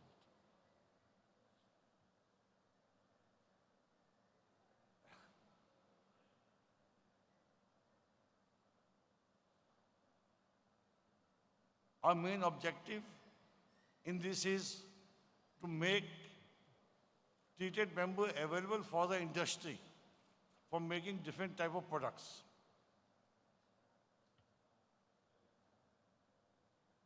Here we have designed a mobile unit.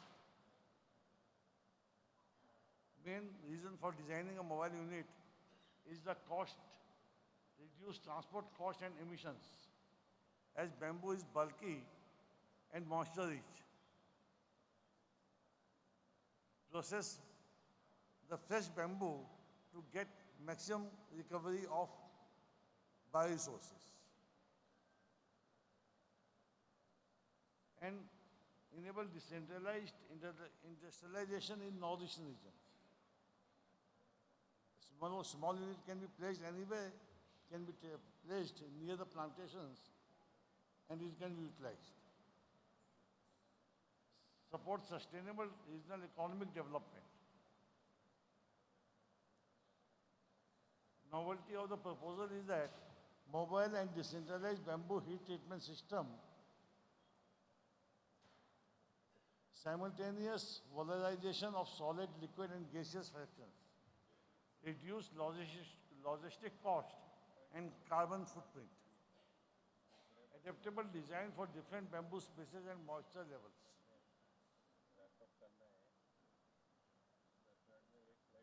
Bamboo characteristics and heat treatment.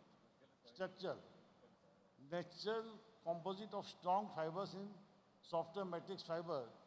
Chemical composition. Benefit of control heat treatment. Reduce moisture absorption. Improves dimensional stability. Increases mold fungal resistance and durability. Increase fiber crystallinity and better mechanical strength. Enables efficient extraction of value product, co-products.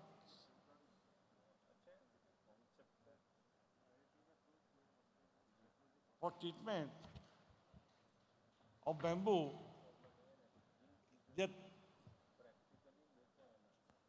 two methods of treatment. One is by steam and one is by boiling bamboo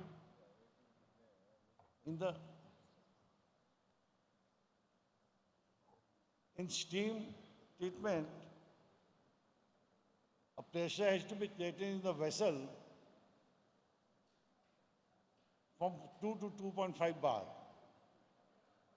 And within a period of 2 to 3 hours duration, product is treated. In the boiling method, the same, essential oil extraction also. Here, I would highlight the design of steam treatment.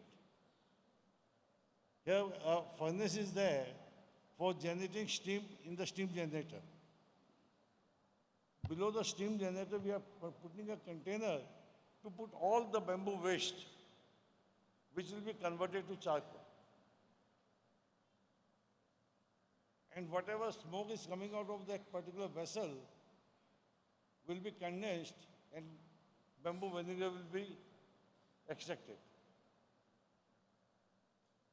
And excess steam above 2 to 2.5 bar will be released and passed through a condenser where it will be condensed and essential oil will be extracted. Small machines like your bamboo splitter, your cutter, all these machines will be required.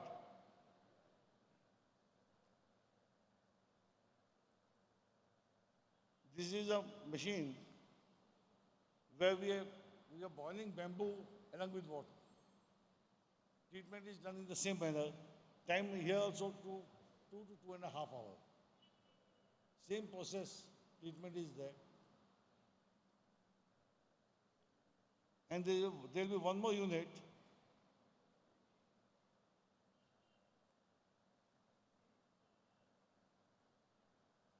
This is steam distillation. Here, whatever bamboo we collect from the forest, leaves and everything will be coming together. From the leaves, essential oil will be extracted.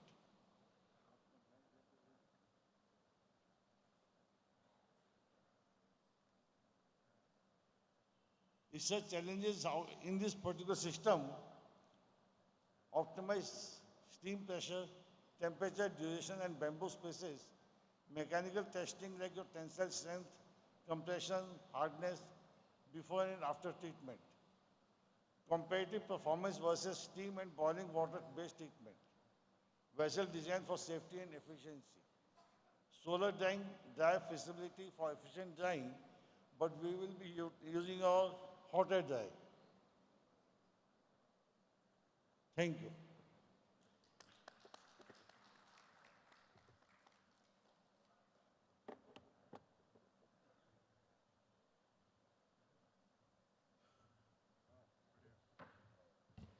Thank you so much, sir. That was truly informative and insightful.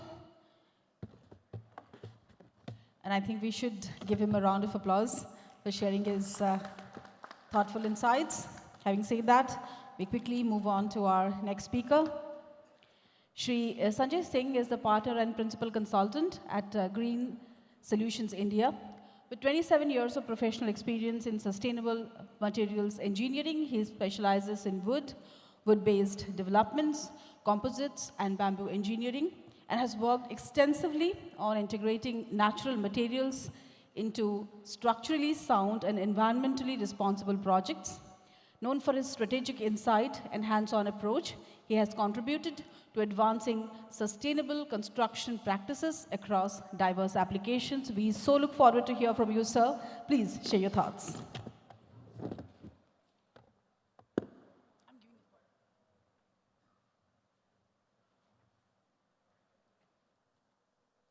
नमस्कार।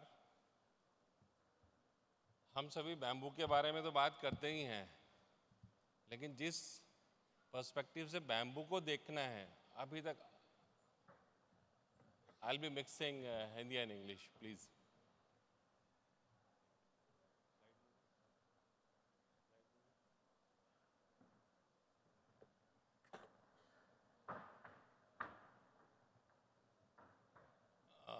Dr. Rebecca has put it one point. The bamboo, the way it is, we have to look at it altogether a different perspective. That is what bamboo is searching for the last 2 decades, and still there is a search going on. We are not coming up from bamboo to industrial level, because industry is the one that can promote bamboo to the level China has achieved, as Dr. Rebecca has highlighted the point. So I'll be covering.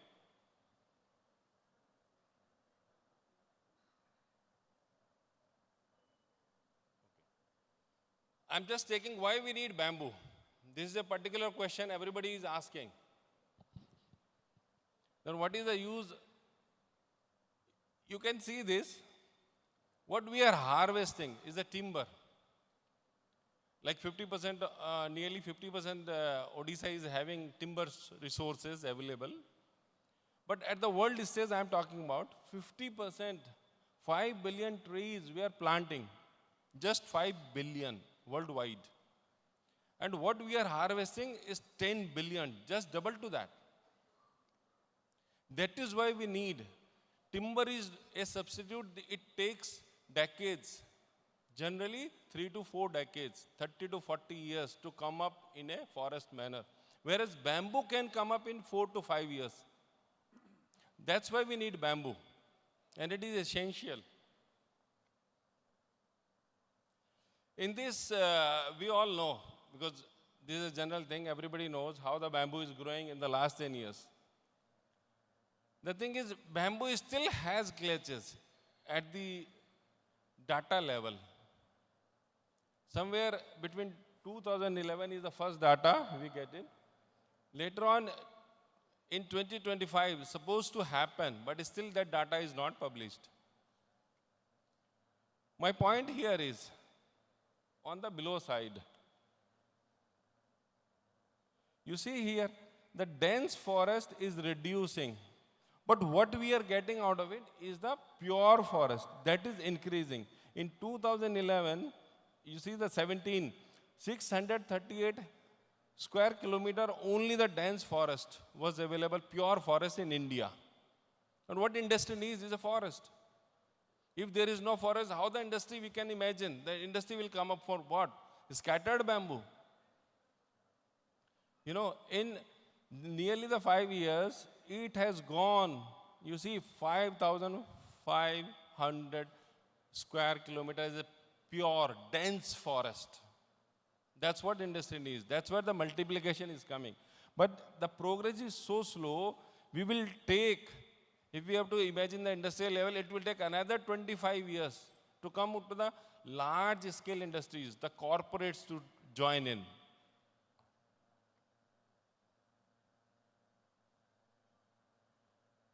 I have done a lot work with Odisha Bamboo. Maybe many of us we don't know, but I have done. And it is not today. It has been done 8 years back, before COVID. The potential of bamboo. And I myself has seen that entire supply chain, the management. Shri SP Mahapatra is there, who was the leader, who was heading Bamboo Mission at that time, and he leads that example. Even the Odisha government has put in a lot of efforts. Why Odisha, it is my practicality. In the last 26 years and in the last 15 years with bamboo, practically I have seen and faced. If I want to put up my factory, I will put up in Odisha. Why? Because here, all the basics, what we see here for bamboo, it is available here, whether it is a soil, whether it is the rainfall, or whether it is the climate. Then another important thing is, when we have the conditions, then we get the best, denser, taller, stronger kind of poles. That is not available even in Northeast. Subsequently, I will cover later. And what we get for the industrial activity is the uniformity in the strength, uniformity in the processing, what we need. And the advantages is the joint forest management that is still happening, and it is a progressive effort for Odisha. The strategic location, because if you put up now the industrial activities in Northeast, and especially in Tripura.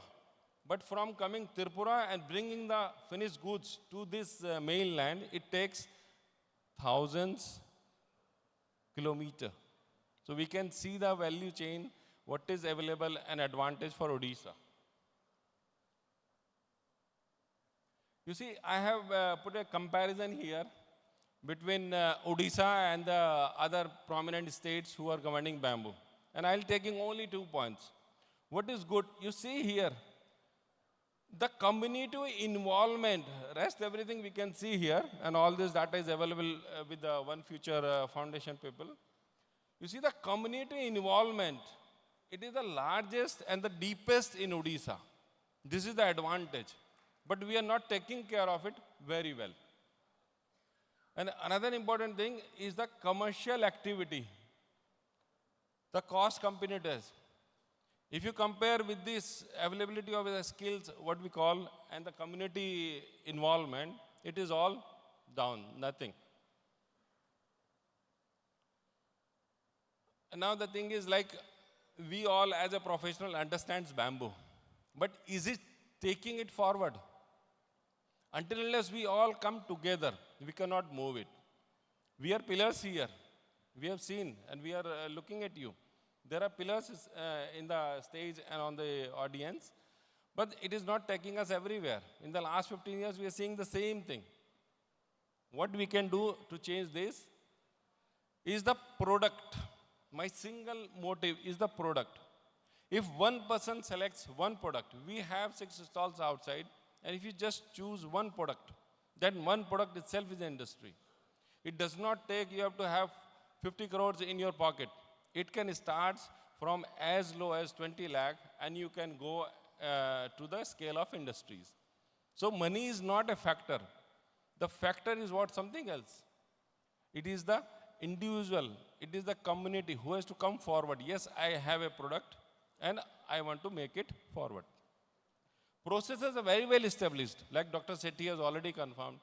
Earlier, the prominent speakers have already covered this, and during the day we will cover this. Processes are well established.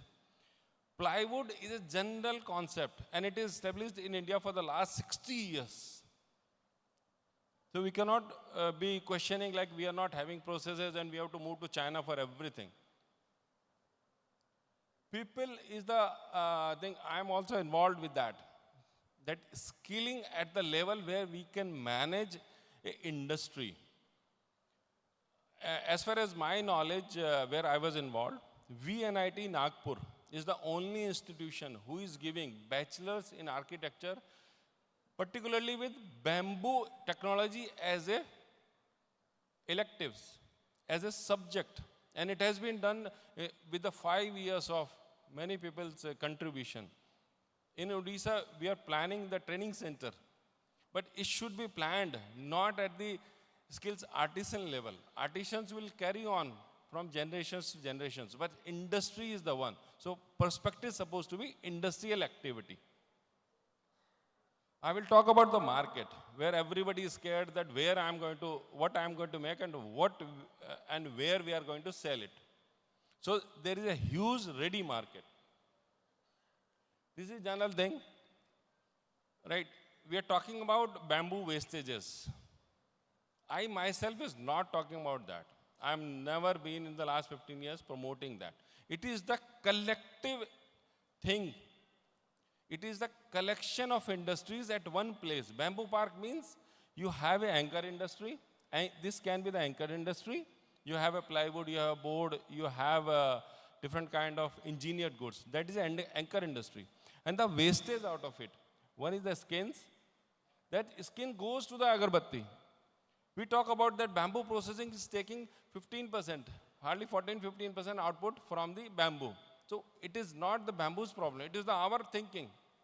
Why we are taking bamboo directly to the agarbatti? If we take it that way, 50% is the output. 50%.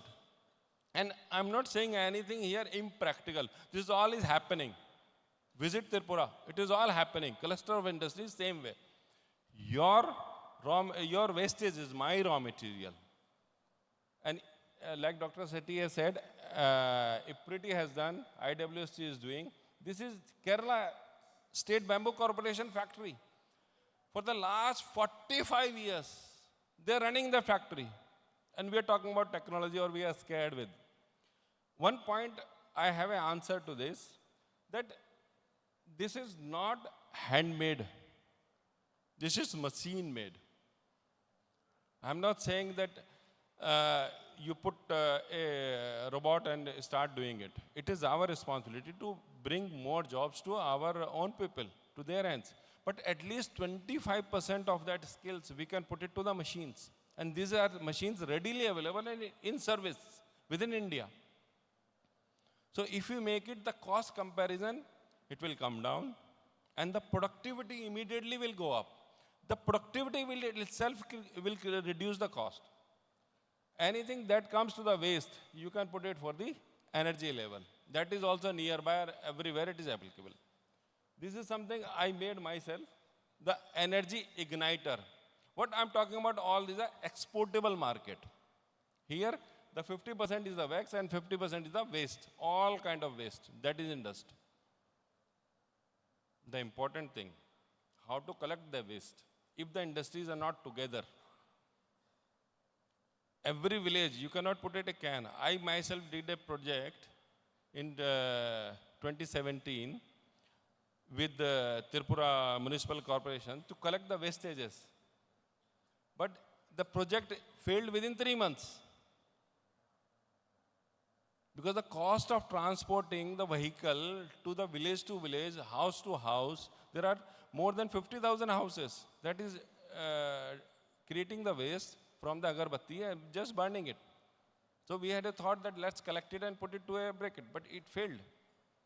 The thing is, that cycle is so long. So that's why we need to bring the industry together, a collective industry.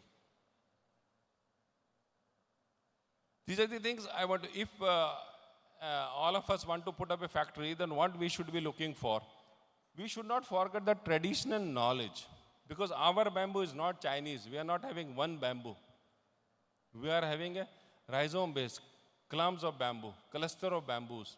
So their traditional knowledge with that particular bamboo in our locality will be an advantage. And that advantage we have to convert to the industrial applications.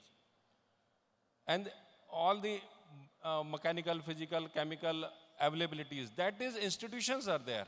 FRI is there, Kerala Institute is there, IPRITI is there, IWST is there. Even the forest research institutions can put a big light on that.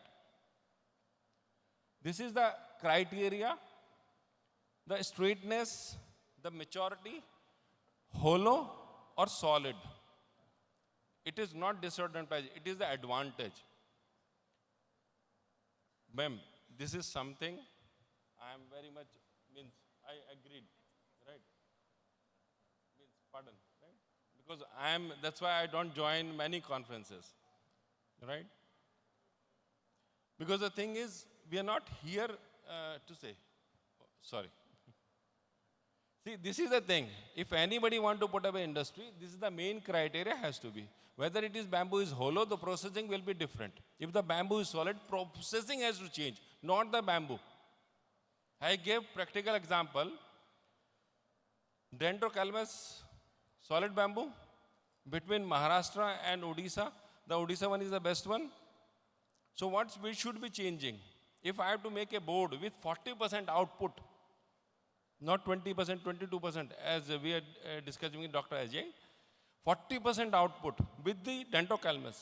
It is the simple, the processing, like good example. This is the same way. So what we should be doing? We should be cutting the 4 squares, just making a square. So what is required? Is a tool. Machines are already there. Prashantji, Soniji will cover this. It is the tool only. So we have to think that way. The way we are utilizing the bamboo, same way we have to process. That's just one tool is the one. That is more important. So we should focus bamboo with the tool. Adapt to the tool. Maturity, density, straightness, conicity, interknots. If you want to make, I gave example, I carried forward with me.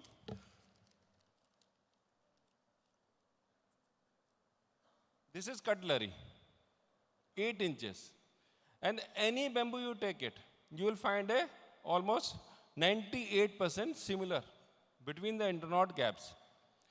This is a worldwide exportable industry. If you are visiting flights, you are there. If you are visiting good hotel, it is there. So this is sustainable chain that is coming up. We can gather. Market is there. Only we have to put in our bamboo, your local bamboo.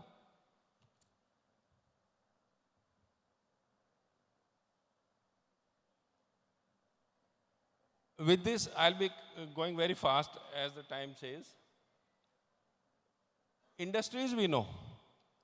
That's why I put it here, cluster of industries. Whether it is a anchor industry, secondary or allied industries, these all has to be at one place. Then we can make bamboo a live stream example. For the bamboo, the cycle of wastages with good environments, we all have talked about. For me, is the inclusive economic growth that bamboo can provide. With being a timber expert also, timber is less advantageous than bamboo. Bamboo is more advantageous for inclusive growth because rotation cycle is very fast. Here, what the breeze required? I'm not a person who says that processing means you put up a machines and then you process the bamboo at one place, treatment at the one place, and for me, CFC means the one who requires for all, like the waste treatment plant, like the wastage handling, like the solid wastages disposals. These are the things we require, like the lab testing. Because in today, there is no lab that is testing bamboo products. So we require a lab. That is a common facility. Maintenance of those things, mean mechanical workshop that is required to cover that. And the other public informations. This is where we are all interested. And I'll be touching only the points. You see the India. India is importing 6% of the bamboo, engineered bamboo products. 6%. So this is the ready market within India. Anywhere you cover, like I myself is doing Israel, where you have to spend a lot of money to reach to that place. There are a lot of bottlenecks. Still, they are buying the material, the 2%. The smallest population and such a volume they are buying.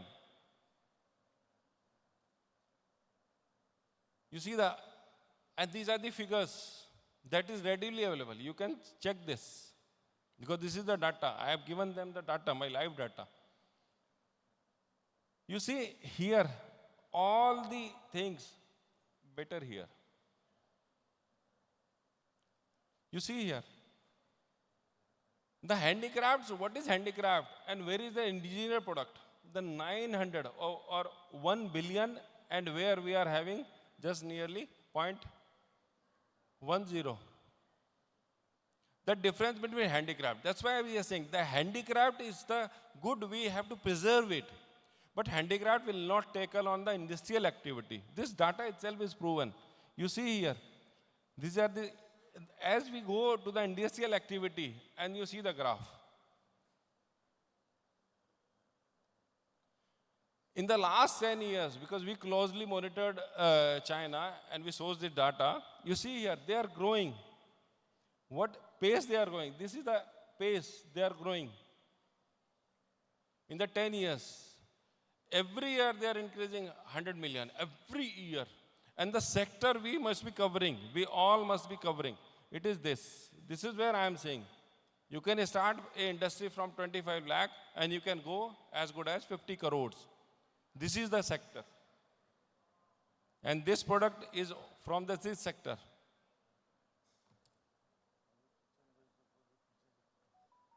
This is the data published in December itself. A research scholar, MSc Statistics from Bangalore, she has published this data in Jaipur, a conclave. And then you see this. These all we have seen this, that what is a shift in the changes happening in the government or policymakers level. This is a good thing.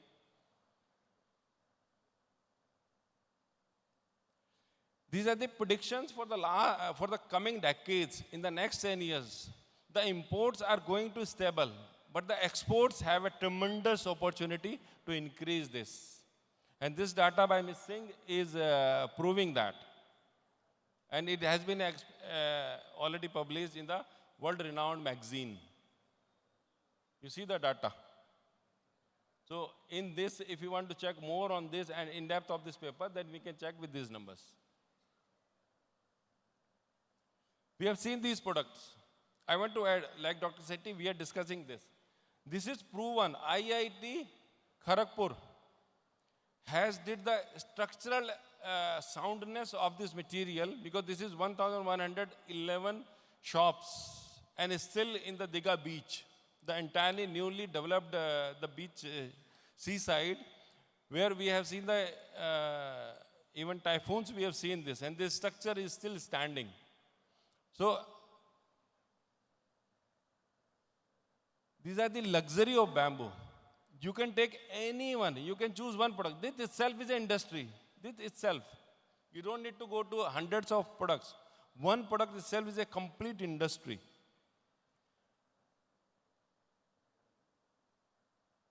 You see this. All this, the people are fond of, that we want to buy this, and this is engineered bamboo. This is where I'm talking about. You can take anyone. Like we are having on the stalls, we can see this. So this is a complete industry. You can choose any product. And with this market linkage, it's readily available. I'll take this one forward. You see this lid. This is the exportable market. If anyone want to have an invest only making in the lids, right? Ready market is available. Export market. You can see this. This is one product. You can choose anyone. If you want to choose a bathroom accessories, that you are done. You can make fortunes with this. This is all we have seen, and industry is focusing on that. But my point is, they are taking the entire bamboo and creating this, not the value chain. These are the things. bamboo primary processing readily available in India. Treatment of bamboo, it is at industrial level, it is well established. Adhesives, we all know. The drying technologies is readily available. Panel technologies is structured, like the minister was saying, that he need to visit either Guwahati, somewhere in Assam, or the Tripura. I'll just wrap up in 1 minute. You see, these are the luxury of bamboo. This is we can witness, like the Guwahati airport is example of this. This is bamboo. The sheen and shine and the luxury, you can see this. This itself is an industry. If you want to make it a staircase, then you can make complete industry with this. Doors, altogether a different industry. You can see the furniture. This is all, anything. Either you make a wall paneling or flooring or ceiling, or you can make the accessories. Don't underestimate the accessories. As I said, 1 billion, 90% of Chinese market is only on the accessories, small items.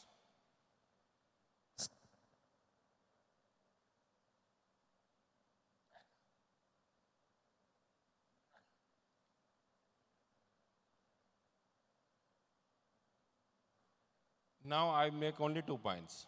Cost is always a competitive factor. Indian products are beating Chinese product. The only thing it requires is the careful selection of the machinery, the raw material availability at your doorstep. So you go put your industry with the raw material by your side, not bring the raw material. That's why the paper industry failed, because they bring the raw material to their factory. Simple. I did a study for a Star Paper Mills, Saharanpur in UP, that why they failed to do that. 3 years back, there was timber shortage, or the prices were very high. That time they were searching for it. Even trains they offered that we'll pay for the trains. All carriages are ours, because they have the carriage facility. Didn't work out. I rejected. Because bamboo is not something that you have to transport. In 20 tons of trailer, you can transport 10 tons. So who is going to be at the 10 ton loss? There itself, without loading, 10 ton I am losing. So 10 ton you are adding air volume or pricing to the product. So the criteria, this is the ISO criteria, and you see the criteria by the Indian products. Thank you so much for bearing me and listening to me. Please, my apologies. But these are the things I thought that we should be putting forward with sheer, because we are passionate. We have passion. Maybe you're not, but we are passionate. We live with bamboo. Like the director has said, so we are bamboo. Whether it is Karpe ji, Soni ji, or Mittal sir, everybody. So we are bamboo. Thank you so much.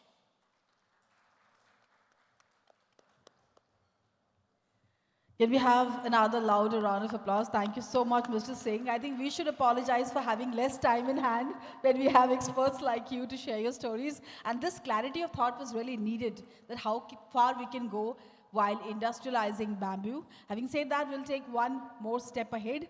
I'll request Shri VP Soriji, who has been working in bamboo technology and machinery since 1999, with extensive experience across bamboo processing, furniture, boards, charcoal toys, treatment and drying. A bamboo technologist by passion, he has developed advanced tools and carbide cutters suited to hard Indian bamboo conditions, now exported globally. He is the CEO of Prashant Bamboo Machine Private Limited, which offers India's widest range of bamboo machinery with pan-India and international presence. May I request you, sir, to please share your story with us. Shri VP Soni.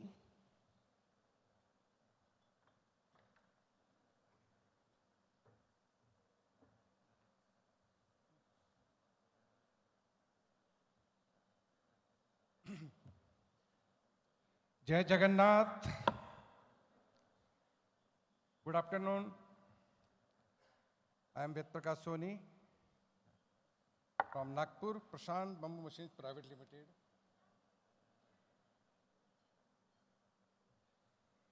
हम लोग bamboo machines बनाते हैं। Bamboo बनने के बाद में उसका value addition करने के लिए जो सबसे ज़्यादा ज़रूरत रहती है वो मशीन की रहती है। अभी जैसे आपने बाहर में स्टॉल देखे होंगे, सब हाथ से काम करते हैं। हाथ से काम करने में वैल्यू एडिशन होता है, लेकिन सामने जो काम करना उसको कमाई नहीं हो पाती है। तो हम लोग उसका डेवलपमेंट करने की मशीन बनाते हैं। प्रशांत बम्बू मशीन हम 99 से काम कर रहे हैं और हमारे पास इंडिया में सबसे वाइडेस्ट रेंज ऑफ मशीन्स है। और हम लोगों ने जो मशीन डेवलप किया, इंडियन बम्बू, जो बाहर के बम्बू से जो मशीन रहती है, मोजो बम्बू या चाइना के बम्बू की जो मशीन की क्वालिटी अलग रहती है, लेकिन हमने जो इंडियन बम्बू है और उसकी जो कल्चर, उसके हिसाब से मशीन डेवलप किया है। और हमारे पास में लाइव डेमो सेंटर बना कर रखा है हमने। आपको कोई भी मशीन देखना है, आपको प्रैक्टिकल होना है, तो आप हमारे यहाँ पे डेमो सेंटर में आप आके देख सकते हैं। और सबसे बड़ा चीज़ हमारा स्ट्रॉन्ग फोकस ऑन R&D है। देखिए कि अभी बम्बू का सेक्टर बहुत आगे बढ़ रहा है, तो हम लोगों ने इस पर R&D के लिए बहुत ज़्यादा फोकस किया है। कस्टमाइजेशन के हिसाब से हम कैसा भी मशीन चाहिए हम लोग डेवलप कर सकते हैं। जैसे कि मशीन के अंदर काफ़ी चीज़ें रहती है, लेकिन हमारा जो फीचर रहा है कि इंडिया के अंदर में मेक इन इंडिया के साथ में एक्सपोर्ट विजन के हिसाब से, तो हमारी मशीन हमने रीजन हाई क्वालिटी बनाया है। उसमें मेंटेनेंस कम से कम होना चाहिए, उसका पावर कम से कम लगना चाहिए, उसका साउंड रिड्यूस, जो कि एक बहुत बड़ा इश्यू है। जब आप कोई मशीन में काम करते हैं, बहुत ज़्यादा साउंड रहा तो वर्कर काम नहीं कर पाता, आपको दिखता नहीं है, लेकिन इसका बहुत बड़ा इफेक्ट आता है। और सेफ्टी मेजर, वही सबसे बड़ा इश्यू है। आपके पास सेफ्टी के लिए, वर्किंग के लिए सेफ्टी बहुत होना बहुत ज़रूरी है। उसके बाद कॉम्पैक्ट मॉडल, जो कम जगह में काम हो सके, कटर एंड टूल्स अवेलेबल होने चाहिए, रेट भी कॉम्पिटिटिव होना चाहिए, जो सबसे बड़ा है। और सर्विस बैकअप सपोर्ट और R&D टीम हमारी न्यू डेवलपमेंट के लिए कभी भी तैयार रहती है। अभी जब तक अपन देखते हैं कि अपने इंडिया के अंदर में जब अगरबत्ती स्टिक बनाते, खाली एक अगरबत्ती स्टिक के बारे में फोकस करता है, लेकिन हम लोग उनको विजन देते हैं कि आप एक चीज़ के मत जाइए, इसका पूरा सेटअप आता है। अगर आप अगरबत्ती स्टिक जाते हैं तो वही मशीन के सेटअप से आप टूथपिक बना सकते हैं, ईयरबड बना सकते हैं, स्क्वेयर्स बना सकते हैं और साथ में कुल्फी की स्टिक भी बना सकते हैं। ये पैरामीटर जब साथ में मल्टीपल लेके चलेंगे तो निश्चित रूप से आपका प्रॉफिट बढ़ने वाला है। इसका प्रोसेस चार्ट तो आपको सिंपल मालूम ही है। पहले बम्बू कट करेंगे, स्प्लिट करेंगे, नॉट निकालेंगे, स्लाइड, राउंड स्टिक, साइजिंग और पॉलिशिंग। उसमें खाली एक मशीन आपने ऐड कर लिया, आप टूथपिक बना सकते हो। उसमें एक मशीन और ऐड कर लिया, आप स्क्वायर बना सकते हो, जो कि बहुत बड़ा फीचर है इन लोगों का और बहुत अच्छी डिमांड भी है। वैसे ही फर्नीचर लाइन में आपने देखा होगा काफ़ी चीज़ें फर्नीचर की बहुत डे बाय डे डिमांड बढ़ ही रही है।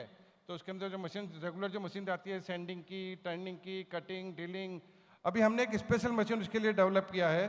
जब आपको कंस्ट्रक्शन में या फर्नीचर में काम करते हैं तो आउटसाइड की नॉट रिमूव करना पड़ता है कुछ जगह आपको फिनिशिंग देने के लिए या एक्यूरेसी मेंटेन करने के लिए। तो हम लोगों ने ये सबसे नीचे कॉर्नर में है, outside skin removing machine, sending machine नया डेवलप किया है। इसमें से आप बाम्बू जैसे पास ऑन करेंगे और सेकंड साइड से आपका मशीन सैंडिंग होके बाम्बू निकल जाता है। ये हमारा बाम्बू फर्नीचर के लिए एक स्पेशल मशीन डेवलपमेंट है। वैसे ही बाम्बू ट्रीटमेंट तो सबसे ज़रूरी है, उसके बगैर तो आप क्वालिटी कॉन्शियस कर ही नहीं सकते। तो हमारे पास में उसके लिए बाम्बू ट्रीटमेंट टैंक है, ब्राउचरी मशीन है जो गाँव के अंदर में जाके काम कर सकते हैं। और फर्नीचर के लिए हमने एक छोटा हॉट वाटर ट्रीटमेंट टैंक बनाया है। तो 4-5 फुट का बॉइलिंग करके उसी को ट्रीटमेंट करके सीसीबी डाल के या कैसे भी करके कुछ कर सकता है। उसके बाद में बाम्बू का वैल्यू एडिशन करना, फर्नीचर है, कुछ भी आपको प्रोडक्ट बनाते हो तो आपको उसको ड्रायर करना बहुत ज़रूरी है। तो हमारे पास 2 तरह के ड्रायर अवेलेबल है, एक तो इलेक्ट्रिकल से है, दूसरा जो बाम्बू का वेस्टेज रहता है उससे भी हम लोग काम कर सकते हैं। और उसका जो अभी आज के टाइम में जब स्टॉक मेंटेन करते हैं हैंडीक्राफ्ट वगैरह का, तो उसमें मॉइस्चर कंटेन करने के लिए ड्यूह्यूमिफायर भी अवेलेबल है। अगरबत्ती मशीन तो आप सबको मालूम ही है, अगरबत्ती, धूप स्टिक, मसाला स्टिक और उसको ड्राई करने का मशीन भी डे बाय डे बहुत डिमांड वाला है, कंज्यूमर आइटम है। बाम्बू बोर्ड के बारे में तो आपने सब देखा ही है, हमारे डॉक्टर साहब सबसे पहले जो उन्होंने दिया था पूरा बाम्बू बोर्ड का प्रोसेस, डिमांड बहुत अच्छी है उसकी भी। उसका जो अगला सेक्टर है, ये सबसे इम्पोर्टेंट चीज़ है, हमने हमारा विजन रखा ग्राउंड लेवल पे काम करने का। बड़ी मशीन और बड़े प्रोडक्ट के लिए बड़ी मशीन लगती है, लेकिन जब तक ग्राउंड लेवल पे अपन कुछ मशीन टेक्नोलॉजी या मशीन डेवलप नहीं करेंगे तब तक सब तक अपना जो उद्देश्य है टेक्नोलॉजी पहुंचाने का वो पूरा नहीं हो पाएगा। हमने छोटी छोटी मशीन जिसमें कोई इलेक्ट्रिसिटी नहीं लगती है, कोई आपको पावर नहीं लगता है और मैनुअली चला सकते हैं, आप घर में उठा के मशीन को रख सकते हैं, बाहर निकालें तो उठा के बाहर रखते हैं, बहुत हैंडी मशीन डेवलप किया हमने। और इसका मेंटेनेंस जीरो मेंटेनेंस तरीका है, केवल कटर को एक टाइम बाद शार्पनिंग करना पड़ता है और बाकी कोई दिक्कत नहीं आती है। जिसमें हम लोग को अगर आपका बड़ा बम्बू स्प्लिट किया हुआ है तो उसको थिक करने के लिए मशीन बनाए हैं, और जो आपके बोलते हैं चीरा बोलते हैं, यहाँ पर कोई भी हैंडीक्राफ्ट का जो काम करता है उसको चीरा बोलते हैं, थिन स्लाइजर जिसको बोलते हैं हम लोग, पतली पतली पत्ती हैंडीक्राफ्ट के लिए, उसके लिए हमने मैनुअल मशीन बनाया है। और जो बाद में जो टोकरी के लिए साइड में जो लगता है उसका स्क्वायर स्टिक है। और जो कोई राउंड हैंडीक्राफ्ट या कोई अपने आपको बोलना चाहिए इलेक्ट्रिक लैंप या जो कुछ भी बनाते हैं उसके लिए आपको राउंड करना पड़ता है, वो डॉल वगैरह बॉल्स बनाने के लिए। तो हमने एक मैनुअल स्टिप बेंडिंग मशीन डेवलप किया है, उसके अंदर में आप एक सरी का एक्यूरेसी आपका मेंटेन होती है। साथ में हमने मैनुअल एक साइजर मशीन बनाया, एक छोटी मशीन लेकिन सबसे ज़्यादा काम वही करती है। सिंपल मशीन है, आपका एक्यूरेसी मेंटेन करती है, साइजिंग करती है, फिनिशिंग करती है। और ये हमारी मशीन काफ़ी ऑल इंडिया जाती है सब और एक्सपोर्ट भी होती है। और एक बम्बू टूल किट हमने इसका पूरा सेटअप किया है। बम्बू टूल किट, आदमी जब आर्टिशन काम करता है तो उसके पास में टूल तो जो पूरा डिफरेंट टाइप का टूल चाहिए वो अवेलेबल नहीं रहता है, कभी कोई एक टूल रहेगा कभी दूसरा टूल नहीं रहेगा। तो हमने पूरा एक कंबाइंड एक कॉम्बो टाइप सेटअप बनाया है कि सब तरह के टूल्स उसके पास अवेलेबल है, तो काफ़ी फास्ट और फिनिश काम कर सकता है। और जब तक आप वेस्टेज का यूटिलाइज नहीं करोगे तब तक आपको कोई इंडस्ट्री सक्सेस होने वाली नहीं है, ये आपको सबको मालूम है। तो जब ये आपका बम्बू वेस्टेज होता है तो हमने एक बम्बू चिपर मशीन बनाई है। बम्बू चिपर जो भी आपका वेस्टेज है चिपिंग कर सकते हैं, उसके बाद उसको पल्वराइजिंग कर सकते हैं, उसके बाद पैलेटिंग है, उसके बाद बायोचार मशीन है। बाकी एक दूसरे बायोचार हमने बाई हीटिंग बनाया है, एक बाई डायरेक्ट बर्निंग वाला। और ये सब प्रोसेस के साथ में ही हमने जो बम्बू वेस्टेज रहता है उसका पाउडर से आप काफ़ी आइटम बना सकते हैं। इसमें आप देखिए सबसे लास्ट में आपको प्लेट, कप, बाउल्स, प्लेट जो कि सब्स्टिट्यूट है आपका थर्माकोल का, और जो भी पेपर प्लेट और जो प्लास्टिक प्लेट उसका सब्स्टिट्यूट है, ये भी आपका वैल्यू एडिशन के लिए काफ़ी काम करता है। नेक्स्ट आ गया। साथ में ही अभी हम लोगों ने मशीन डेवलप किया है सोलर से ऑपरेटेड। काफ़ी जगह मैनुअली काम की जगह थोड़ी सी स्पीड बढ़ाने की ज़रूरत है और गवर्नमेंट भी चाहता है ग्रीन एनर्जी के साथ काम होना चाहिए, तो हमने आपका सोलर ऑपरेटेड मशीन भी डेवलप किया है। और सब कुछ मशीन में स्पेशल डेवलप किया है जो कि आज के समय की एक ज़रूरत है। जब तक आपका स्पेशलाइजेशन नहीं रहेगा तब तक आपका कुछ वैल्यू एडिशन वाला काम भी होना चाहिए। तो हमारे बम्बू ब्लाइंड वीविंग मशीन है, पर्दे, बम्बू के पर्दे जो खिड़कियों पर लगाते हैं उसकी एक बहुत बड़ी डिमांड है, बहुत बड़ा मार्केट है एक्चुअली। इसका जो टेम्परेचर आपको मालूम है ब्लाइंड लगाने से 3 से 4 डिग्री और कुछ जगह तो 5 से 6 डिग्री तक का एक मिला है। टेम्परेचर कम होता है, गर्मी में अच्छा रहता है, सर्दी में आपके वो मतलब तो गर्म महसूस कराता है। और आपके हिमाचल वगैरह में और उत्तराखंड में रिंगाल का बहुत अच्छा उत्पादन होता है जो कि कैन और बम्बू का एक जाति भाई बोल सकते हैं अपन, उसके लिए भी हमने मशीन डेवलप किया है। और बाद में CNC बॉटल मेकिंग मशीन हमने डेवलप किया है। जब प्लास्टिक यूज कम से कम होना चाहिए तो उसके लिए हम लोगों ने CNC बॉटल की जो मशीन बनाई है, काफ़ी इसका यूटिलाइज हो रहा है। अभी आपके ऊटी के अंदर में, सिक्किम के अंदर में तो प्लास्टिक बॉटल बंद कर दी है, उनका सब्स्टिट्यूट सबको चाहिए, तो हम लोगों ने उसके लिए ये मशीन का डेवलप किया है। शूट प्रोसेसिंग जो एक बहुत बड़ा मार्केट होने वाला है, इसकी बहुत डिमांड है। अभी मेरा वाराणसी जाना हुआ था, वहाँ देखा हमने कि बम्बू के अचार तो बनते ही हैं लेकिन साथ में उसका मुरब्बा भी बनता है एक्चुअली, सब्जी वगैरह तो लोग बनाते ही हैं। तो उसके भी एक काफ़ी जगह मतलब वाराणसी जाके बम्बू कुछ होता नहीं, वहाँ भी लोग एक्सेप्ट करते हैं, लोग खा रहे हैं, मतलब they are understand humanity power के लिए, न्यूट्रिशन के लिए that is the best way of the bamboo. तो इसका एक बहुत बड़ा मार्केट है। और जो टूरिस्ट ब्रश के जो हैंडल्स वगैरह बनाने हैं जो तो आपने देखे ही हैं अभी, उसकी भी बहुत बड़ी डिमांड है अभी। तो सबसे इम्पोर्टेंट चीज़ है जब आप कोई मशीन से लेते हैं या प्रोडक्शन करते हैं तब आपको कटर एंड टूल्स चाहिए। अब तक हम लोग कटर एंड टूल्स के बारे में बाहर से आश्रित थे, लेकिन अभी हम लोगों ने इंडिया में काफ़ी अच्छी क्वालिटी के कटर एंड टूल्स डेवलप कर लिए हैं, जिसमें राउंड स्टिक के कटर हो गए, उसके प्लेनिंग के कटर हो गए, टूथपिक बनाने के कटर्स हो गए हैं, जो नॉट निकालने उसके लिए कटर्स हो गए हैं, जो टूथपिक की जो प्रोफाइल बनती है, वन साइड के अंदर में पॉइंट होता है, सेकंड साइड में प्रोफाइल रहती है, उसके कटर भी हमने यहीं पर डेवलप कर लिए हैं।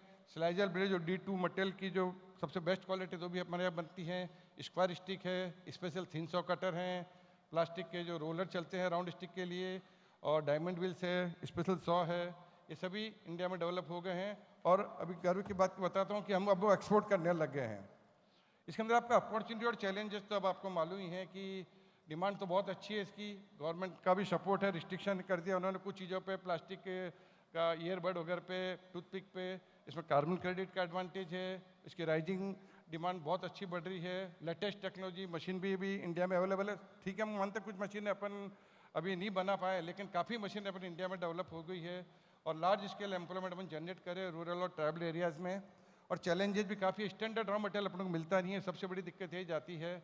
और सबसे बड़ी चीज़ है कि अपना आर्टिशियन और जो टेक्निकल जो काम करने वाले वो नहीं मिल पाते ऑपरेटर्स, और अपने जो मैनुअली काम करके जो रेट बहुत हाई हो जाती है, उसके लिए अपने को अदर कंट्री से काफ़ी कॉम्पिटिटिव करना पड़ता है रेट के बारे में, और काफ़ी लैक ऑफ स्टैंडर्डाइजेशन का है अपने पास में।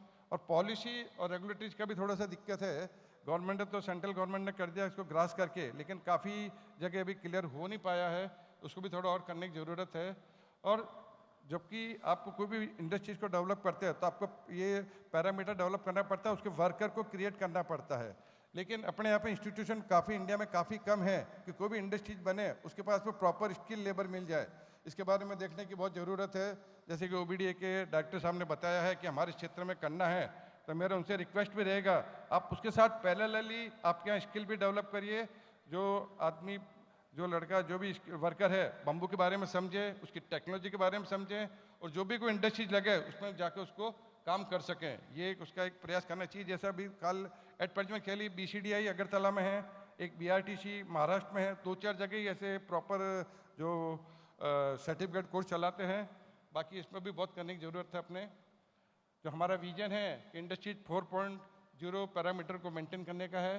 जो नेक्स्ट डेवलपमेंट करने का हमारा प्लान है कि बम्बू पोल, जो कि आपके फर्नीचर लाइन में, कंस्ट्रक्शन लाइन में उसकी बहुत ज़रूरत है, लेकिन उसको स्ट्रेटनिंग और बेंडिंग करने की बहुत दिक्कत आती है। तो हमारा नेक्स्ट एक विजन है कि नेक्स्ट टाइम हम लोग जो नेक्स्ट डेवलपमेंट का प्रोजेक्ट है, बम्बू को स्ट्रेटनिंग और बेंडिंग करने का हम लोग प्रोजेक्ट करने वाले हैं। और साथ में ही हार्वेस्टिंग, अभी आप सब लोगों को जो जब जंगल से बम्बू लाते हैं उनको मालूम है कि जो हार्वेस्टिंग बहुत ज़्यादा दिक्कत, बम्बू को काटना, लेबर नहीं मिलते हैं, बहुत दिक्कत जाती है। चाहते हुए भी आदमी बेच नहीं पाता, मेरे पास आदमी नहीं है, लेबर नहीं, मैं किसको बेचूँ, कैसे बेचूँ मैं। उसके लिए हमारा ये साल का टारगेट है कि हम उसके लिए मशीन और टूल्स डेवलप करें। अभी एट प्रेजेंट चाइना में जो डेवलप है वो एक्चुअली वहाँ के मोजो और सॉफ्ट बम्बू के लिए अवेलेबल है, लेकिन अपने यहाँ का इंडिया का बम्बू तो बहुत हार्ड है, और तो उसके अंदर में बहुत चैलेंजेज है। हम लोग कोशिश कर रहे हैं कि इसके अंदर करें। ज़िंदगी है, चैलेंजेस तो काफ़ी आते रहेंगे। इंडिया है, इंडिया के अंदर बम्बू लाइन को बहुत प्रमोट करना है। तो पूरी टीम के साथ में मेरे आप सबसे सजेशन, एक रिक्वेस्ट भी रहेगा कि टेक्नोलॉजी के पार्ट के हिसाब से हमारा कभी भी आपको सहयोग रहेगा। आपको कुछ भी टेक्नोलॉजी डेवलप करना रहे, कुछ मशीन डेवलप करना रहे, तो आप ज़रूर हमसे कहिएगा, हम ज़रूर कोशिश करेंगे और हमारा आपको पूरा सपोर्ट करेंगे। Thank you very much.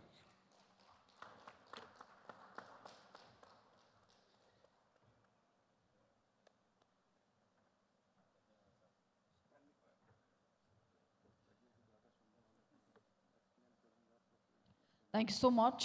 I think we have Mason's skills. All we needed was the right equipment, and he has a long list of it. Thank you very much. That is a great boost to the industry, not just in India, across the world. And right when you think what else bamboo can offer you, I think biofuel option pops in. Honorable Prime Minister has been talking about green energy, and bamboo definitely is a source. We'll know more about it from Dr. Pranab Kumar Nath, who is an agricultural biotechnologist with over 10 years of experience across bioenergy supply chains, agricultural extension, community mobilization, and microbial technology. He currently works with Assam Bioethanol Private Limited, focusing on developing sustainable bamboo feedstock supply chains and local enterprises. His expertise includes biomass supply chain management, energy farming system, lingocellulosic biofuels, oh my God, this is fancy, whatever this means, and bio-input and microbial formulations for sustainable agriculture. We are so excited to hear you, sir.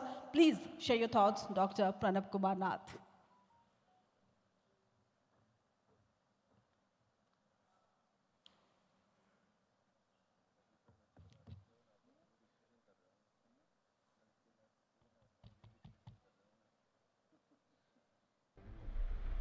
Assam की हरियाली भूमि में बांस परंपरा में निहित एक महत्वपूर्ण हिस्सा है। इस हरे सोने को एक नई यात्रा के रूप में आत्मनिर्भर भारत के लिए स्वच्छ ऊर्जा में बदला जा रहा है। आज भारत की biofuels industry First slide, please. First slide. Sorry for the technical glitch. I'm Pranab Nath. I'm from Assam Bioethanol Private Limited. So it is a privilege to be presenting before you. And till now, we have already seen the various uses of bamboo in, say, textile and other all construction and n number of uses.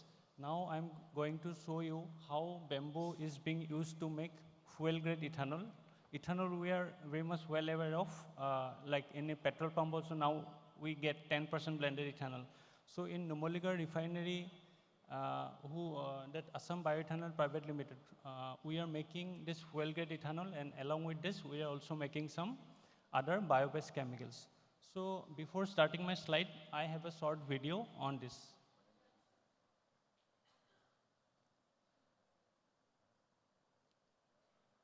Video need to play now. Video, please.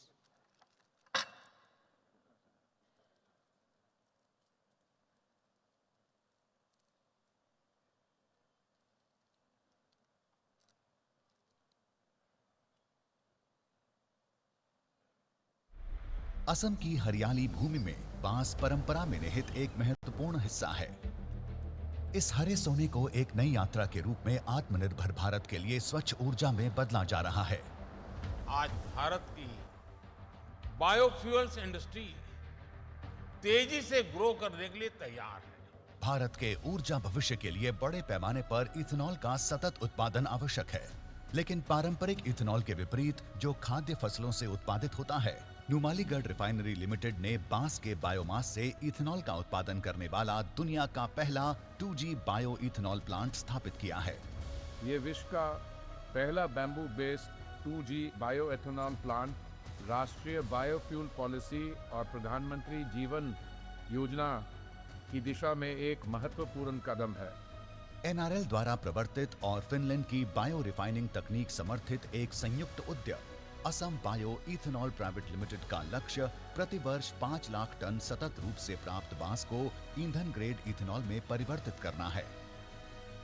300 kilometre के दायरे से प्राप्त होने वाली बांस 50,000 से अधिक लोगों को उपकृत करेगी और 200 करोड़ की वार्षिक ग्रामीण जैव अर्थव्यवस्था को आकार देगी।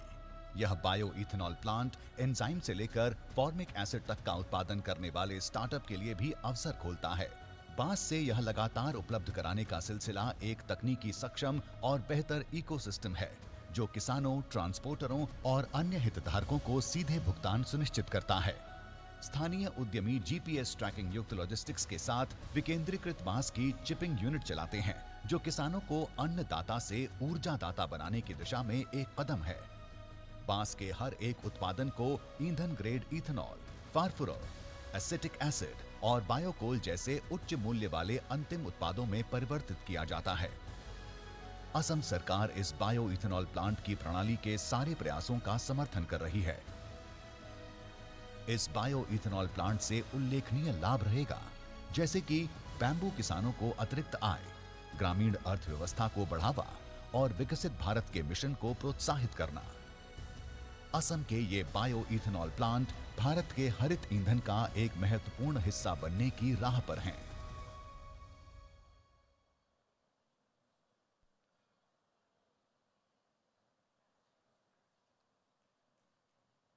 Okay, so this was briefly about what biorefinery is. So I will tell you about how much bamboo we are using. And before that, shortly I want to mention why biofuel is needed, because due to n number of human-made activities, there is there has been increase in the CO2 level as well as the atmospheric temperature.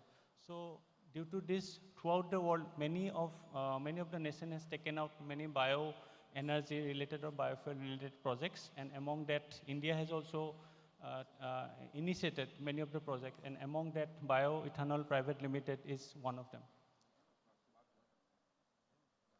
So our plant, it is spanned in an area of 43 acres, and the annual bamboo requirement will be 5 lakh ton. And this green bamboo of 5 lakh ton, that will be sourced from 4 northeastern states, Assam, Meghalaya, Nagaland, and Arunachal. And I'm happy to let you know that very recently, in last September, our plant was inaugurated, and very soon we are going to reach the full-scale production capacity. So bamboo, technically, it is a composition. It is a mix of 3 chemicals: cellulose, hemicellulose, lignin, and we are making use of cellulose part for making ethanol. And in the process of making ethanol, we are getting some byproducts: furfural, acetic acid, and biocoal, and which after burning we get 25 megawatt of electricity. So this ultimately maximizes the value creation from bamboo. So this is a biomass statistics. It is published every 2 years by Forest Survey of India, and in northeastern states, there is a huge resource of bamboo, and we are trying to make a optimum use of this resource to make biofuel. So this is a value chain design of bamboo sourcing from the stakeholder. And the uniqueness of our bamboo value chain is that we are trying to integrate the small scale farmers or grassroots farmers directly into our system, wherein through a supply chain software solution, all the stakeholders, bamboo farmers, the harvesters, the pre-processing unit, which will be placed in various decentralized locations, and ultimately the chips that after being made in shipping centers, that will be carried to our sites. All the stakeholders will be connected through a supply chain software solution. And to the right of my slide, I'm showing the coverage, the sourcing areas. In Assam, we'll be covering 18 districts. In Arunachal Pradesh, 4 districts. In Nagaland, 5 districts. And in Meghalaya, we are covering 1 district.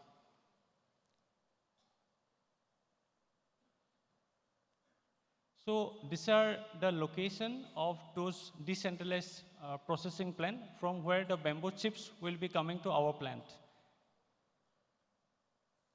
So in order to secure the supply chain, we are very much, we are working very tirelessly with the communities, and we conduct the various training workshops and also plantation programs.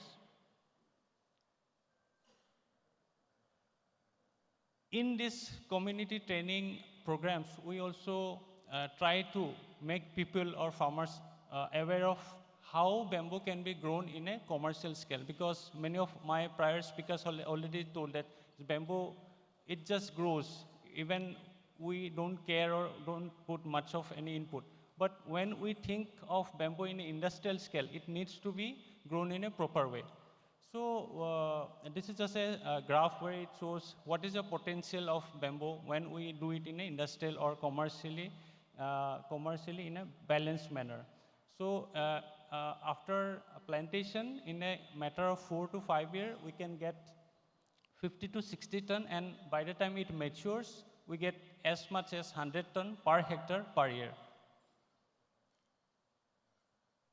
So as because we are covering a huge stretch of area, so we cannot work alone. So we have been collaborating with many other nodal agencies and line departments to work in various aspects of bamboo value chain development.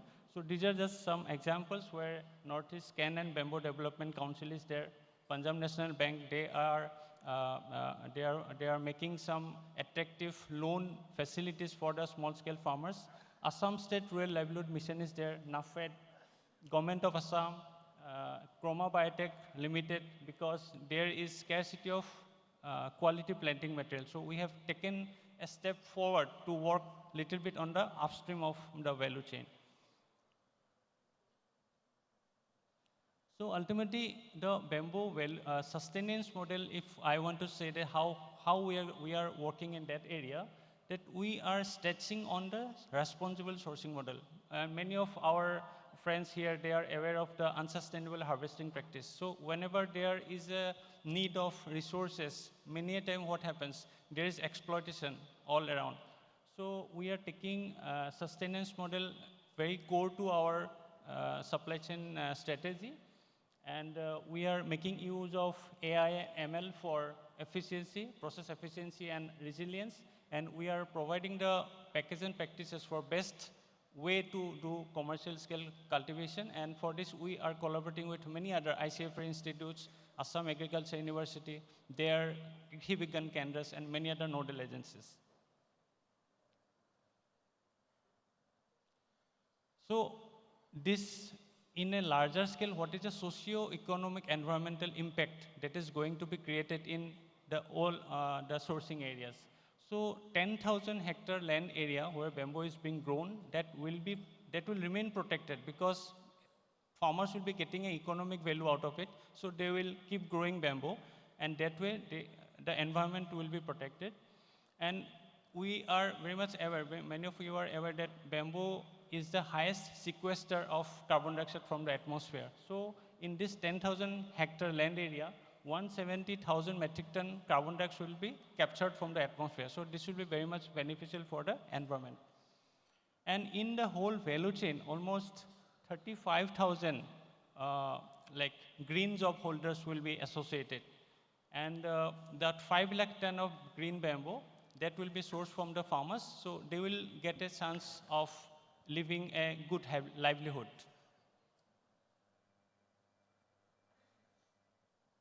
So this is the last slide of my presentation. To the left of my slide, this is a photograph from Nagaland, where due to lack of market linkage, what the farmer was doing, he is burning out his land area, whatever the bamboo he was growing. And to the right side, I'm showing a small-scale farmer who is adopting bamboo, like he is doing it in a commercial scale, and the yield that he is going to expect, and that will be very much helpful for his livelihood. So that is the end of my slide. Thank you very much.